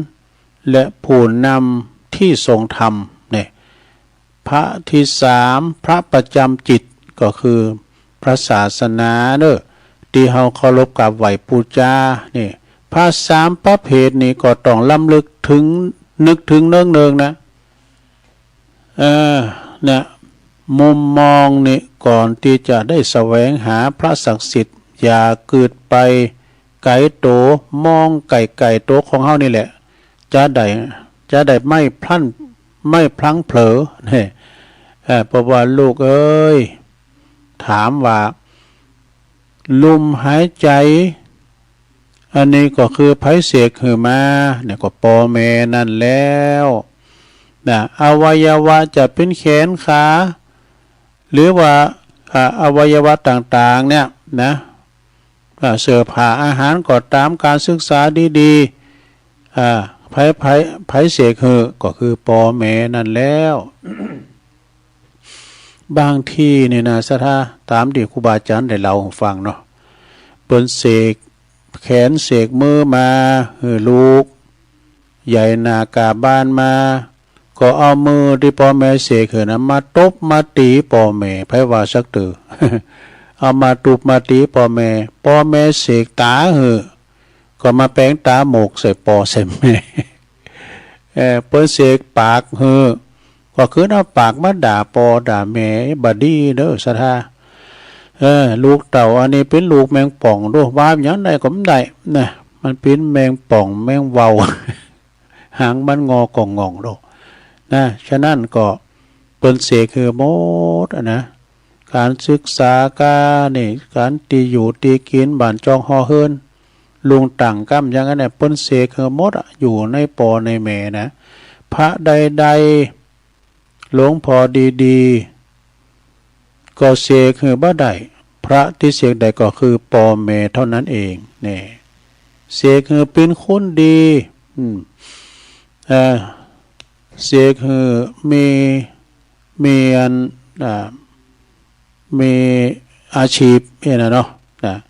ก่อนที่จะมีอาชีพดีๆก็ต้องไปศึกษาหำเหนสูงหำสูงเฮนจะว่าขายตีขายโหนขายไห้ขายหน้าขายควายสูงลูกสูงเต่าเฮนจนจบปริญญาแต่บางคนไปก็โหบุญโหคุณพ่อแม่หรอกเปิ้นก็มาเล่งดูพ่อแม่เงินเดือนแรกนั่นก็เอาพ่อแม่ก่อนเนี่ยกะอันนี้ก็คือนึกถึงบุญคุณกันมีเปิ้นเขาก็เห็นจบเอาไอ้น่ะต่อจากหันมาก็ได้ทำการทำงานดีๆกันต่อไปแล้วก็นี่แหละคือพระศักดิ์สิทธิ์เนี่ยพระศักดิ์สิทธิ์แม่สั่งตามาหือดูเนี่ยแม่สั่งหูมาหือฟังสร้างปากมาหือกินสร้างสมาเนี่ยสร้างตีนสร้างมือมาหือทำงานแล้วก็เสกสัตตั้งหือได้ใจนี่แบมือมาขออันนี้เนาะเสกสัตตั้งหือได้ใจเสกการศึกษาดีๆหือได้สร้างลมหายใจหือเกิดเป็นคุณนะรัศดามแจ่มให้มันดีนะพ ไผลืมคุณบุญคุณของปอของแม่ก็เรื่องจะล่ำหายเลื่อนไม่เต่ากันเนอะ ไม่เต่าของคุณเถ่าดีกว่าลูกเต้าลืมคุณก็ยังควรที่จะต้องเคารพบุญคุณของปอของแม่นะปอแม่หือชีวิตศาสนาหือความสุขตั้งใจอย่าลืมเนอะอีกเป็นว่านะเนี่ยศรัทธาญาโยมเนอะคุณปอ21คุณแม่12เราก็จะไปลืมกันคุณปอคุณแม่เนี่ยไผเมื่อหนึ่งมีอย่างเป้งว่าเนี่ยอย่างดามาเล่าให้ฟังนกกันเนาะนกเนี่ยมันได้เข้าโรงเรียนมันมีศาสนามันมีกระใจนะเวลานกปอนกแม่มันเท่าบินไปหอดไหวแล้วก็อย่างนกแขกเต่าไปกราบเอาเข่าสลีประมากรรม2-3 ห้องจนว่าเจ้าของมันพกพอลูกอันนกตัวเนี่ยมันยังมาเต้นหาน้ำเลยนะตัวอื่นไปกินมาแล้วก็ไปอันนี้รู้ห่อไปตัว กินไม่พอห่อไปตัวเองมันก็ตกโบ่งตกโบ่งปะโตปิ่นว่าปิ่นพยานนกว่าเป็นเล่งปอเล่งแม่เอาไปเผือปอเผือแม่เพราะว่าอันเข่าสลีที่มันกาบไปนะเอาเหือปอเหือแม่เหือลูกเหือเต่าแล้วก็เอาเหืออันนกที่เถ่าชะเลเสแก่สาลาที่บินฮอดไปไหนไม่ได้ก็เอาไปหือเปิ้นเนี่ยอันนี้เปิ้นลืมกุลโดได้เล่งปอเล่งแม่ไผกดตามตัวเด้อได้เล่งปอเล่งแม่นะโอ้ยนะว่าเป็นบุญกำแล้วเด้อได้โปปอโปแม่นะเป็นเกี่ยวเป็นกุลกำแล้วปะละมีธรรมตัวนั้นน่ะมันจะมาคุ้มครองเอานะลูกคุณนั้นบ่ตกทุกข์ได้ยากเด้อตกน้ำบ่ไหลตกไฟบ่ไหม้บางคนนี่บ่ลืมกรรมปอกรรมแม่นะปอแม่เปิ้นสั่งสอนไว้โอ้สำเตอเปิ้นปลูกโซนปลูกหยังลำไยไว้ก็ดีน้อมก่อนน้ำไยมันแปลงเนี่ยขายในกำ2-3 แสนปุตโรเฮาเนี่ยกันมีผีตายแม่มาปลูกลำไยไว้นี่เปิ้นได้ขี่รถวีโก้เฮ้ย สูงเขาจั่วบ่อยน่ะมันคือทั้งปวงอะโดมันคือทั้งปวงอะโดฉะนั้นก็เวลาเปิ้นลุ่มหายแต่จากไปก็ตานก็เข่าเบิ่งเด้อตานก็เข่าเปิ้นบัดตายก็เลี้ยงโดยกายถ้าเปิ้นตายก็เลี้ยงโดยวิญญาณเนาะใช่ไหมเอาทำบทหนึ่งเนาะบทที่2พระผู้สร้างโลกนี่ปีนเชื่อใดลองฟังพร้อมกันเด้อพระผู้สร้างโลกหากจะมีพระเจ้าผู้สร้างโลกนะพระเจ้าองค์นั้นก็น่าจะปิ้นปอปิ้นเมก็แตกกันเนาะของเฮานั่นเองนะหากจะมีพระเจ้าผู้สร้างโลกนี่นะพระเจ้าองค์นั้นจะน่าจะปิ้นพระเจ้าปอพระเจ้าเมเฮาเนี่ยนะเจ้านี่รายใหญ่ ปิ้นปอปิ้นเมเฮาเนี่ยเตียบุตรเทวดาของลูกลงของเฮานั่นเองเพราะว่าปอเมสร้างโลกสร้างลูกก็สร้างลูกก็ไปสร้างโลกนะโลกก็จะ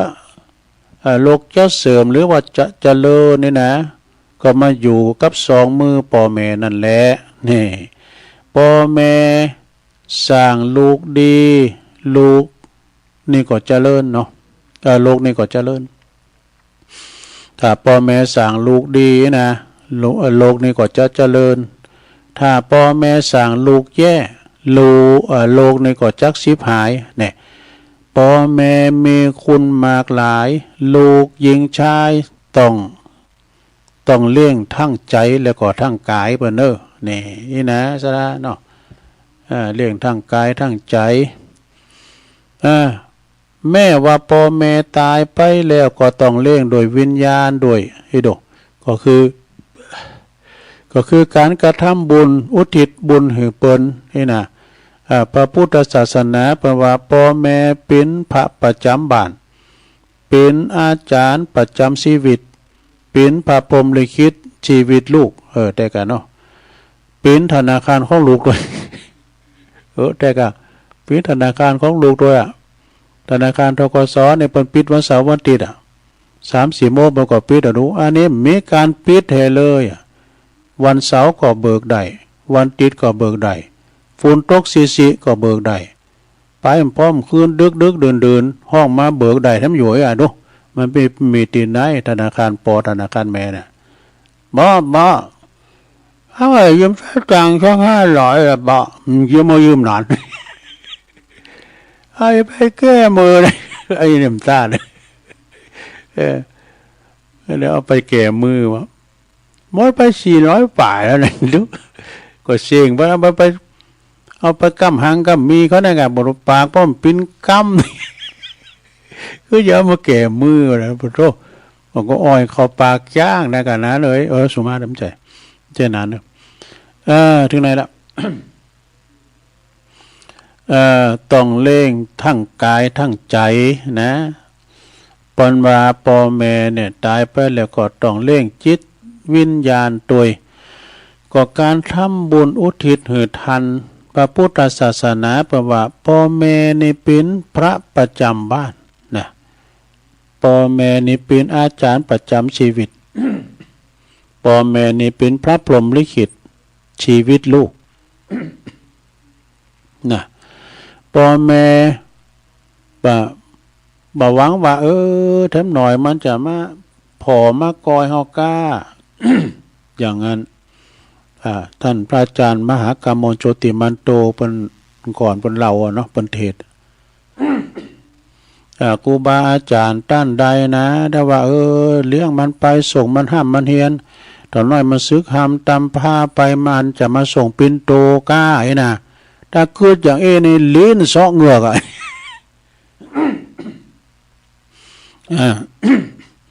ถ้าเกิดอย่างในลิ้นซอกเหงือกไอ้ดอกประวานนะ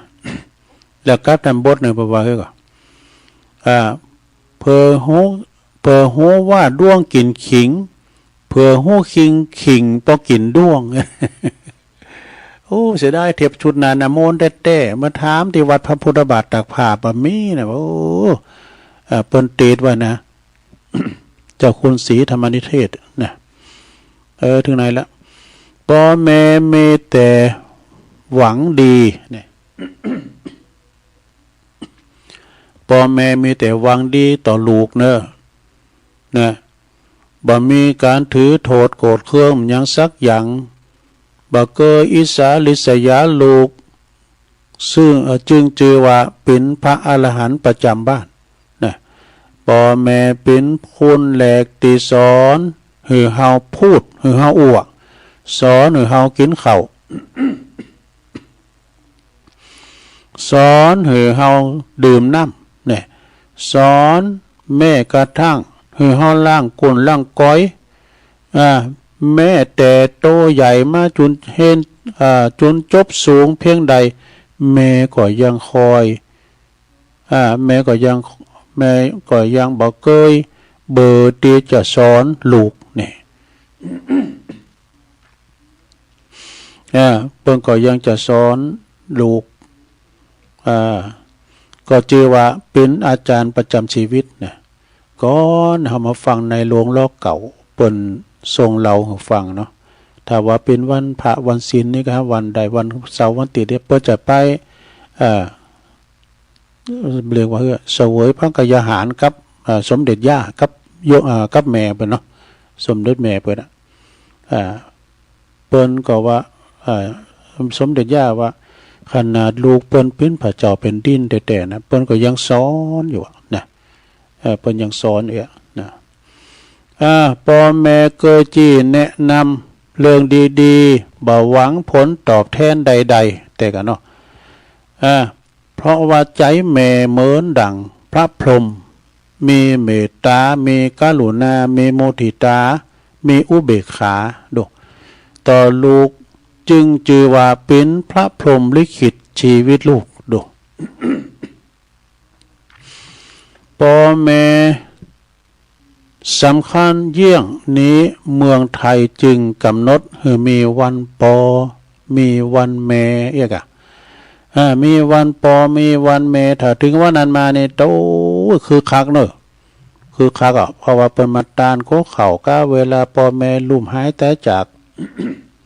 เป็นก็จะมาตานโคเข่ากันนะวันแม่เนาะ ถ้าว่าแม่มตายเปิ้นก็จะไปไหวปอไหวแม่เอกอะนะเพื่อว่าจะได้นึกถึงคุณของปอของแม่ที่เลี้ยงใหญ่นากาบ้านมานะยิงปอแม่ที่เปิ้นเกิดลูกมาเป็นปอใจแล้วมาบวชเป็นตูเจ้าเป็นตูโลงนะเป็นแม่ตึงบาทเป็นปอตึงบาท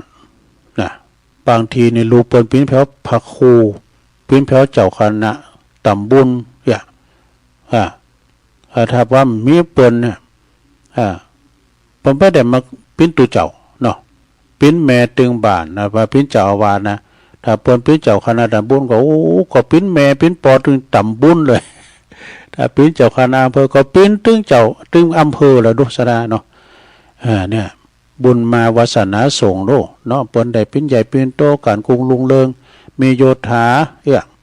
เป็นเจ้าคณะผู้ปกครองสดาเอ้ยได้ชื่อว่าเป็นแก้วเป็นกุนเป็นลูกแก้วลูกคุณเด็ดแล้วก็เปอหือปอเมตนักหู้ในนาทีของตนแล้วก็หือลูกทุกคนได้ระลึกนึกถึงปอถึงแม่เปิ่นว่าของตัวเองนึกถึงปอถึงแม่ของตัวเองแล้วก็ปอแม่นะของแผ่นดินปอแม่ของแผ่นดินด้วยนะโบราณอาจารย์เปิ้นกล่าวไว้ว่าลูกศิษย์ต้องแทนคุณวัดเนี่ยขโยมเนี่ยแทนคุณวัดกันติมใจว่าตุลุงไปช่วยงานที่วัดอาจารย์สมหวังพระครูกัลยาณปราโมทงานกฐินกุปิยะงานอย่างก็ตามเด้อลูกศิษย์ลูกหาที่เปิ้นมาเกิดปึงบุญบารมีของอาจารย์พระครูกัลยาณปราโมทนะมาโบสถ์แล้วก็มาศึกษาหามเห็นจุนซึ่งห้ามตามผ่าไปลูกศิษย์เปิ้นมีปิ้นแถวสจวะของอาจารย์สมหวังนะเวลามีการไม่งานนะโอ้เปิ้นลุงดอยกันมาสดาเด้อนี่เนี่ยโตแบกหามกับยังมาตัดหญ้ากับมันนอนเลยกะพี่นันบุญเขาเนี่ยมันนอนเลยช่วยงานอาจารย์สมหวังเนี่ยโอ้อันนี้ซึ้งได้แล้วก็ลูกศิษย์ตอบแทนคุณวัดเนอะแล้วก็ลูกซัดนี่หรอต้องตอบแทนคุณเจ้าของนี่ลูกน้องต้องตอบแทนคุณเจ้านายลูกหญิงลูกชายต้องตอบแทนคุณปอคุณแม่ดังนี้เนอะนี่ถ้าทำได้ดังนี้มีแต่เจริญต่อไปจบสาธยาโยมอันนี้ก็คือเป็นหนังสือคติธรรมของอาจารย์ท่านพระมหาดร.ดวงจันทร์อันนี้นะพระครูสิริปริยัตยานุศาสตร์เปิ่นเป็นรองเจ้าคณะอำเภอแม่แจ่มกันนะเนี่ยนะก็ยังมีทำลายอยู่นะนี่ทำบทเราเนี่ยเดือนเนี่ยบทก็จะเน้นสวรรค์บนพื้นพิภพนี่เสียทายอย่างเดียวนะตัวลุงมันอ่านหนังสือจ้ากำนันอ่านหนังสือโว้ยยังแขวนหน่อยไม่ให้ลูกศิษย์ตัวลุงคุณเริ่มก่อนนะมันก็เป็นคุณลึกคุณหายมันก็นะมันเป็นละอ่อนนะมันขี่ไปตีเปิ้นเนี่ยมาเป็นไข่โยมแล้วก็เป็นบทเป็นเน้นตัวลุงว่าเอาอ่านหนังสือพิมพ์เหรอตุปีมันก่อนตุปีเลยแจ่มเดียวนะอ่านหนังสือพี่มันตัววีฟังนะผมมันอ่านหนังสือนะฟังตัวบ่มแต้นเนาะเนี่ยนะเพราะว่าดอยอย่างนึงก็มาเด่นอย่างนึงนะอ่านหนังสือโว้ยขนาดแล้วเสียได้ผยามาได้เด้อแรมโค่นหนึ่งอันนั้นเนี่ยบอกโอ้กดลึกเหมือนกันอ่ะแล้วอ่านหนังสือกับบอกขนาดขึ้นเขียนหนังสือในปรูเหลือพอว่าสุมาเนี่ยพอเนี่ยเหลือคู่ใหญ่กันนะตัวหนังสือบรรจงเลยนะ ตัวหนังสือมันงามตัวลุงเนี่ยโอ้ยเขียนหนังสือนะบทโอ้ก่อนให้กินไตไก่กินต่อมลื่นกันหมดเนาะเพราะว่ากินไตไก่กินตีนไก่มาลายมืออย่างไก่เขมันตัวหนังสือมันงามก็เขียนเนี่ยเปิ้นอ่านได้นะก็เราเขียนแล้วเขาอ่านคนเดียวนี่อ่านมาขนาดใดดูมาขนาดไหนรู้ป่ะ สวรรค์บนพื้นพิภพนะเมื่อเอ่ยถึงสวรรค์ผู้คน โดยมาก็จะนึกถึงสวรรค์อันเป็นสถานที่อยู่เมื่อลงหลับดับขันไปแล้วเนอะสวรรค์บ่สวรรค์เช่นฟ้าบ่นะแต่ในหลักคำสอนต่างพระพุทธศาสนาเหมือนจะมาถึงสวรรค์ในมุมมองตีกว้างไกลกว่านั้นก็คือหนึ่ง โอ้อันนี้มี3อย่างแล้วเนี่ยหนึ่งสวรรค์ทุกขณะจิตแน่2สวรรค์ในอกนรกในใจ3สวรรค์หลังจากตายนะสวรรค์หลังจากตายนะจะคือว่า เดี๋ยวกันเนอะลงเนอะเอาหน้ามือกันแล้วไปมีภัยก็ใจทุกเก่าเนี่ยเดี๋ยวกันเนอะ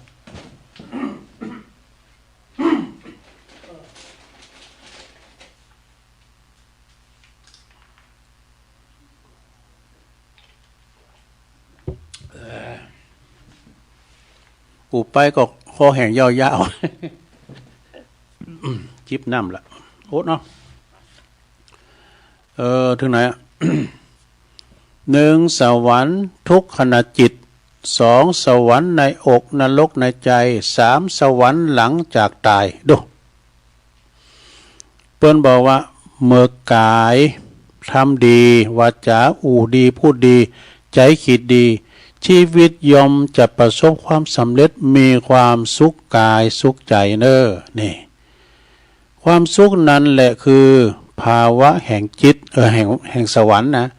ความสุขก็คือภาวะแห่งสวรรค์ส่วนความทุกข์นั้นก็คือภาวะแห่งนรกแต่กันเนาะ ภาวะแห่งนรกนะแล้วก็ตาดูหูฟังจมูกดมกลิ่นลิ้นลิ้มรสกายสัมผัสใจรับรองต้องใจรับรู้ต้องคือเกิดสวรรค์ทุกขณะจิตเนี่ยเมื่อใดทำบุญใหญ่ๆเช่นเราได้ตอดกฐินก็ดีตอดผ้าป่าก็ดีนึกถึงเมื่อใดก็สุขกายสุขใจทุกที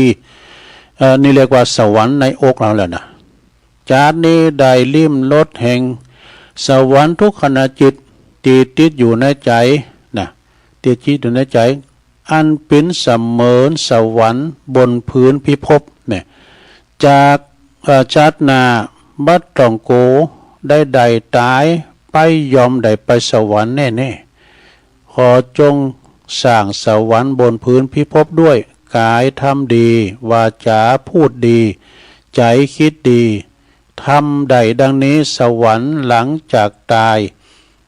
บ่หนีหายไปไหนแน่นอนนี่เรื่องนี้ห้ามถามหากอยากหู้ต้องลองตายดูสุมาเด้อ ไปเขียนนี่อันนี้ไพ่กับหู้เนาะเราใครหู้ก็ตายบ่อย จบลงไปซะนะขอคิดดีๆนะซะนะของอาจารย์เจ้าคุณเนาะของอาจารย์พระครูรองเจ้าคณะอำเภอแม่แจ่มเอาละเนาะซะนะตุลุงจะทักอาจารย์ตักนี่กันประกาศข่าวสารงานบุญก่อนในวันที่นี่วันที่30เนาะ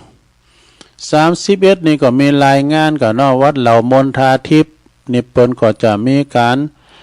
ตอดกฐินวัดเหล่ามนทาทิพย์นี่นะในเมตตาธรรมอาจารย์บรรพตตุปีน้อยเฮานี่พร้อมด้วยคณะสัตยาเหล่ามนทาทิพย์นะโดยคุณแม่คุณแม่พรทิพย์เนาะแล้วก็พระเดชพระคุณท่านเจ้าคุณพระศรีศิลปาจารย์พร้อมด้วยคณะลูกศิษย์ในเมตตาธรรมหลวงปู่ด้วยเนาะจะมากันหลายอยู่แล้วก็วันที่31แถมก็ที่วัดปุณเนอร์ลำปางกว่านะวัดบรรพตสถิตเนอะนี่ประกอบจัดตอดกฐินนะอาจารย์ท่านพระมหานพดลสุวรรณเมธีเจ้าคณะอำเภอวังเหนือเจ้าวัดบรรพตสถิตแล้วก็ท่านพระมหาสมชาติชาตปัญโยอาจารย์เขาเปิดจัดตั้งวันที่31เนอะแฟนคลับเปิ้นมีหลายบิ๊กซีปรากฏหนักเนอะแต่ก็ไปกินไปทานด้วยกันในวัดบรรพตสถิตเนอะวันที่2นะวันที่2สมมุติวันที่31เนอะแล้วก็ต่อไปวันที่32วันที่32แต่งล้อมได้ หูตั้งแล้วเนาะอันนี้วันที่3ตีพุทธมณฑลเนอะประจะตอดกฐินเนอะปตานต้นแก้วเวลา10 โมงนะโดยท่านผู้ว่าราชการจังหวัดเชียงใหม่และก็ท่านนายกอบจนะคุณพิชัยเลิศพงษ์อดิศรโปรดจะมาเป็นประธานในวันที่3เนอะที่พุทธมณฑลจังหวัดเชียงใหม่ในเมตตาบารมีธรรมพระเดชพระคุณพระเจ้าคุณเจ้าคณะจังหวัดเนอะพระเทพมังคลาจารย์หลวงพ่อเปิ้นจำวัดสาที่พุทธมณฑลนะสะดาก็ไปกินไปตานด้วยกันตอดกฐินที่พุทธมณฑลในวันที่3เวลา10 โมงเป็นต้นไปและตอนนั้นมาก็มีวันที่2เนาะก็ที่วัดพระธาตุดอยหล่อ2 พฤศจิกายนที่วัดพระธาตุดอยหล่อเปิ้นจะมีการทำบุญตอดกฐินพระอธิการจิตอนาลโยเปิ้นก็จะตอดกฐินเวลาบ่าย 4 โมงเหมือนกันบ่าย 4 โมงก่อนเพราะว่าหลวงพ่อพระเดชพระคุณหลวงพ่อพระครูพิสิทธิ์พิพิธการหลวงพ่อเปิ้นไปหลายตีไปหลายวัด2 วัดกันก็หาเนาะโลดต่างสายไต่มานะแล้วก็มีเพิ่มเติมแถมเนี่ยในวันที่4นี่ก็พฤศจิกาเปิ้นก็จะไปตอดกฐินที่วัดโสภณารามห้วยงูในพุ่นนะอำเภอฝางพุ่นหลวงพ่อก็จะไปหลวงพ่อพระครูสาธุกิจจานันท์แล้วก็ตุลุงเราได้ฝากเปิ้นไปหอมตุลุงก็ไม่ได้ไปติดงานพระครูกัลยาณปราโมทย์พระครูอภิวัฒนวิกรมก็จะไปโดยกันโดยหลวงพ่อเนาะวันที่4 พฤศจิกายนที่วัดห้วยงูในของโยมกนกพิษชัยนาแม่บุญปันก่อนและหลายท่านอยู่แต่เมื่อกันหลายอยู่ตุลุงดอยเขาเนี่ยหลวงปู่เขาอาจารย์ท่านหลายตีกะเพื่อจะไป ตั้งเวียงป่าเป่าตั้งดอยสะเก็ด จะไปกันหลายอยู่วันที่3ในวัดดอนชัยวัดดอนชัยกฐินแม่นนศิริฝากประกาศมาอันนี้วันที่3เหมือนกันวันที่3เหมือนกันแล้วก็วันที่2ในที่วัดห้วยอ้อตำบลน้ำดิบอำเภอป่าซางก็จะมีตอดกฐินเหมือนกันสมทบทุนในการบูรณะวิหารวิหารสำรุสุโสมไปก็ได้รับความอนุเคราะห์จากท่านดร.ประพันธ์แก้วเก๋ลุงใจเปิดจะไปตอดเป็นเก้าเป็นก้านแล้วก็ต่อจากหันมาก็วันที่2อันนี้วัดไซมูลวัดไซมูลในวันที่2ไซมูลตำบลแมกาเปิดก็จะตอดกฐินวันที่2เหมือนกันในเมตตาธรรมหลวงพ่อพระครูสังวรศิลาภิลักษ์นะวันที่1 ธันวาเนี่ยพระจะไปเป็นตูเจ้าก็ไปนะเปิดจะเปกตัวนั้น1 ธันวาเหมือนกัน1 ธันวาแล้วก็งานต่อไปสถา1 พฤศจิกายนแล้วกันเลยไปวัดไร่พัฒนารามก็หรือว่าน้องผำนะในเมตตาธรรมพระครูวิจารณ์ธรรมทัศน์เจ้าคณะตำบลดอยหล่อเขต3อันนี้เจ้านายตุลุงเนาะเปิดพิจเจ้าคณะตำบลเฮาวันที่1 พฤศจิกายนเปิ้นจะตอดกฐินของปีนันเคเจแหม่มก็เนี่ยเปิ้นเป็นประธานเนาะสร้างวิหารวัดใหม่พัฒนาวัดไร่พัฒนารามนะน้องอันนี้กะน้องผำเนี่ยนะแล้วก็มีวันที่4 ที่5นี่เปิ้นตั้งทำโรงที่วัดศรีทรายมูลกู่ไร้มือศรีทรายมูลกู่ไร้มือเปิ้นตั้งทำโรงในเมตตาธรรมอาจารย์ท่านพระครูสิทธิกิตติยาภรณ์เลขาเจ้าคณะอำเภอแล้วก็ผอ.โฮงเฮนของข่าววิทยาด้วยวันที่3นั่นก็ทรงเจ้านี่เพิ่นจะตักบาตรแล้วก็ตานเขาพวกโคตรกันเนี่ยกะวันที่4นั้นก็จะเทศธรรมตลอดวันแล้วก็แรงวันที่3นั่นก็เทศธรรมบริวารนะต่อจากหันก็วันที่5 พฤศจิกายนก็เป็นวันโดยยีปิงบดีเปิ้นก็จะมีการยกยอดชัดพระธาตุเจดีย์ที่วัดใหม่หนองหอยวัดใหม่หนองหอยเดี๋ยวมียกยอดชัดเจดีย์เป็นโลงวิหารเบิกล้างโลงในเมตตาธรรมพระครูสังวรยติกิจเปิ้นเป็นเก้าเป็นก้านในการสร้างผ่านไปกำวันที่1 1 พฤศจิกายนที่วัดหนองเฮงพวกเกือบลืมกันตุปีเอา ในเมตตาธรรมอาจารย์พระครูวรธรรมานาถเจ้าคณะตำบลโดยสันติสุขนะเปิ้นก็จะมีงานในวัดหนองเหงวันที่1 พฤศจิกายนนะอันนี้ก็แฟนคลับนะเปิ้นก็มาหนักมาหลายนะตีวัดหนองเหงนะเดี๋ยวพอก่อนมีไหนแถมหอมบุญวัดใหม่มีโชคหอมบุญของหลวงพ่อมานิษฐาวโรเนอะวันที่2เหมือนกันเด้อวันที่2เหมือนกันพระสงฆ์19 รูปเนอะทรงเจ้านะเปิ้นจะต้านสังตานตุนเงินตอนบ่ายก็เต็ม5 รูปก่อนรับกฐินเด้ออันนี้ก็ไผจะไปเปิดห้องตานก็เจิญแต่มันมีวันค่ำเด้อนี่นะถึงภาคเจ้าภาคบ่ายนะวันที่2 พฤศจิกายนที่2 พฤศจิกายนทำกรรมที่ทอดกฐินสามัคคีที่วัดศรีประดิษฐ์ปาคาวัดศรีประดิษฐ์ปาคาดอยสะเก็ดเนอะอันนี้เพิ่นก็จะสร้างวิหารด้วยเนาะศรัทธาไหนแถมนี่ถ้าขาดโต๊ะโบพองก็สุมาสันไขยอมกับวันที่1กะวัดสันไขยอมกับวันที่1นะที่หิมดอยน้อยเนี่ยหลายตุงนิ่มได้ในพระอธิการแจ้งสุทธิจิตโตและอาจารย์ออสเขานี่โปรแกรมนั้นบุญทรัพย์ปัญญาประธานชมรมกำนันผู้ใหญ่บ้านนะจะมีกันเอาแล้วเนาะสะท้าลงเลยเวลามาเนาะตุลุงได้ตักตังลายกะวันพุธนี้งดได้กันเนอะสะท้าเด้อจะงดอย่างแรกก็คือตุลุงจะได้เดินทางไปต่างจังหวัดทิศศาสนกิจเนอะจะได้คืนเวลา2 วันศุกร์เสาร์ได้จัดเด้อเนอะตอนนั้นก็ค่อยว่ากันเนาะไก่งานมาโดนยีปิ่งตัวได้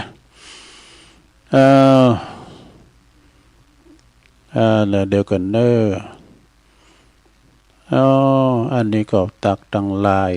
ตุลุงก็ต้องเปิดถ่าว่านะมันมึนกันนะมันแต่ถ้าเหอไฟมันถ้าเหอขึ้นมานะมี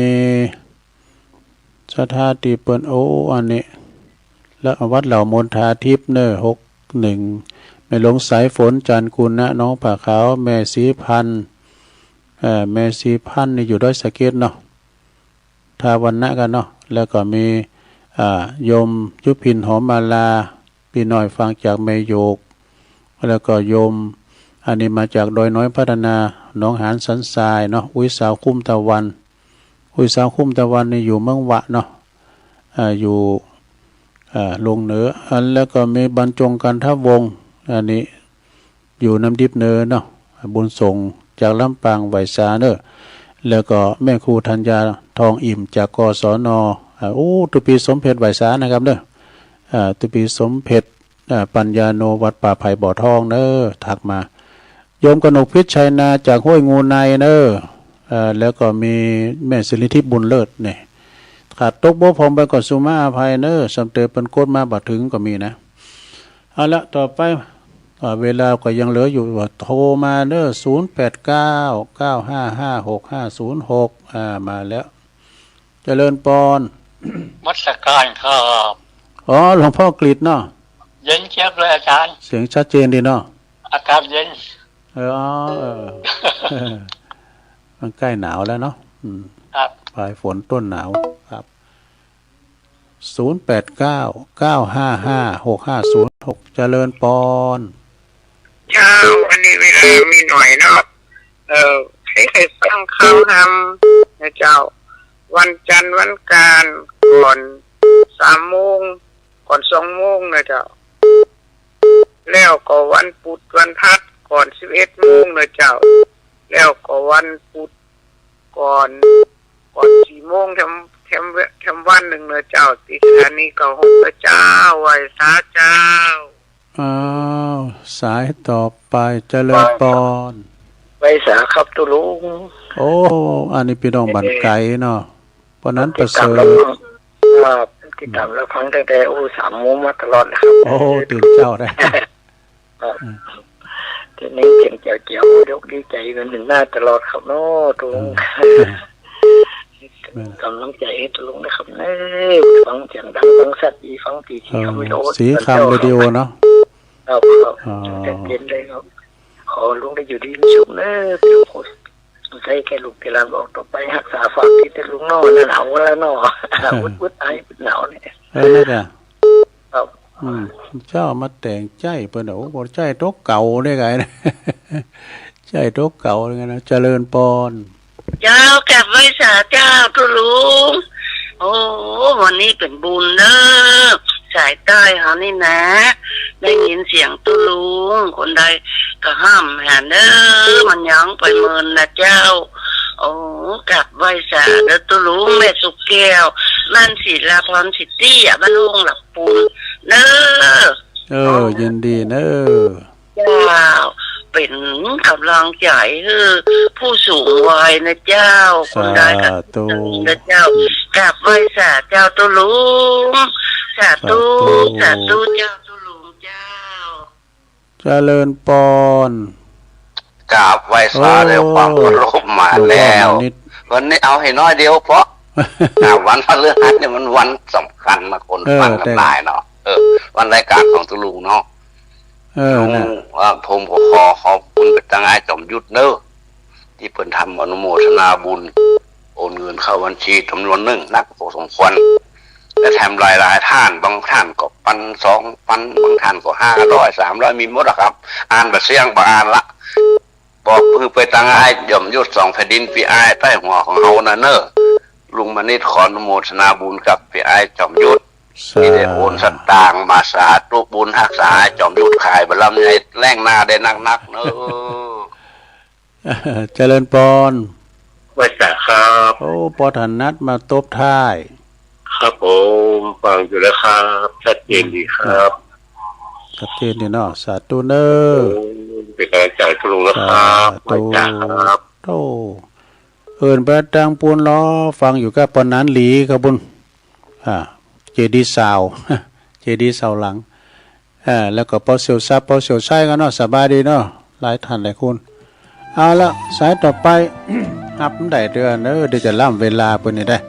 58แล้วเนี่ยวันหน้าก็ท้าปะกันใหม่เด้อวันพุธนี้ก็งดก่อนจัตตาโลธัมมาวัฏฏันติอายุวันโนสุขังปะลา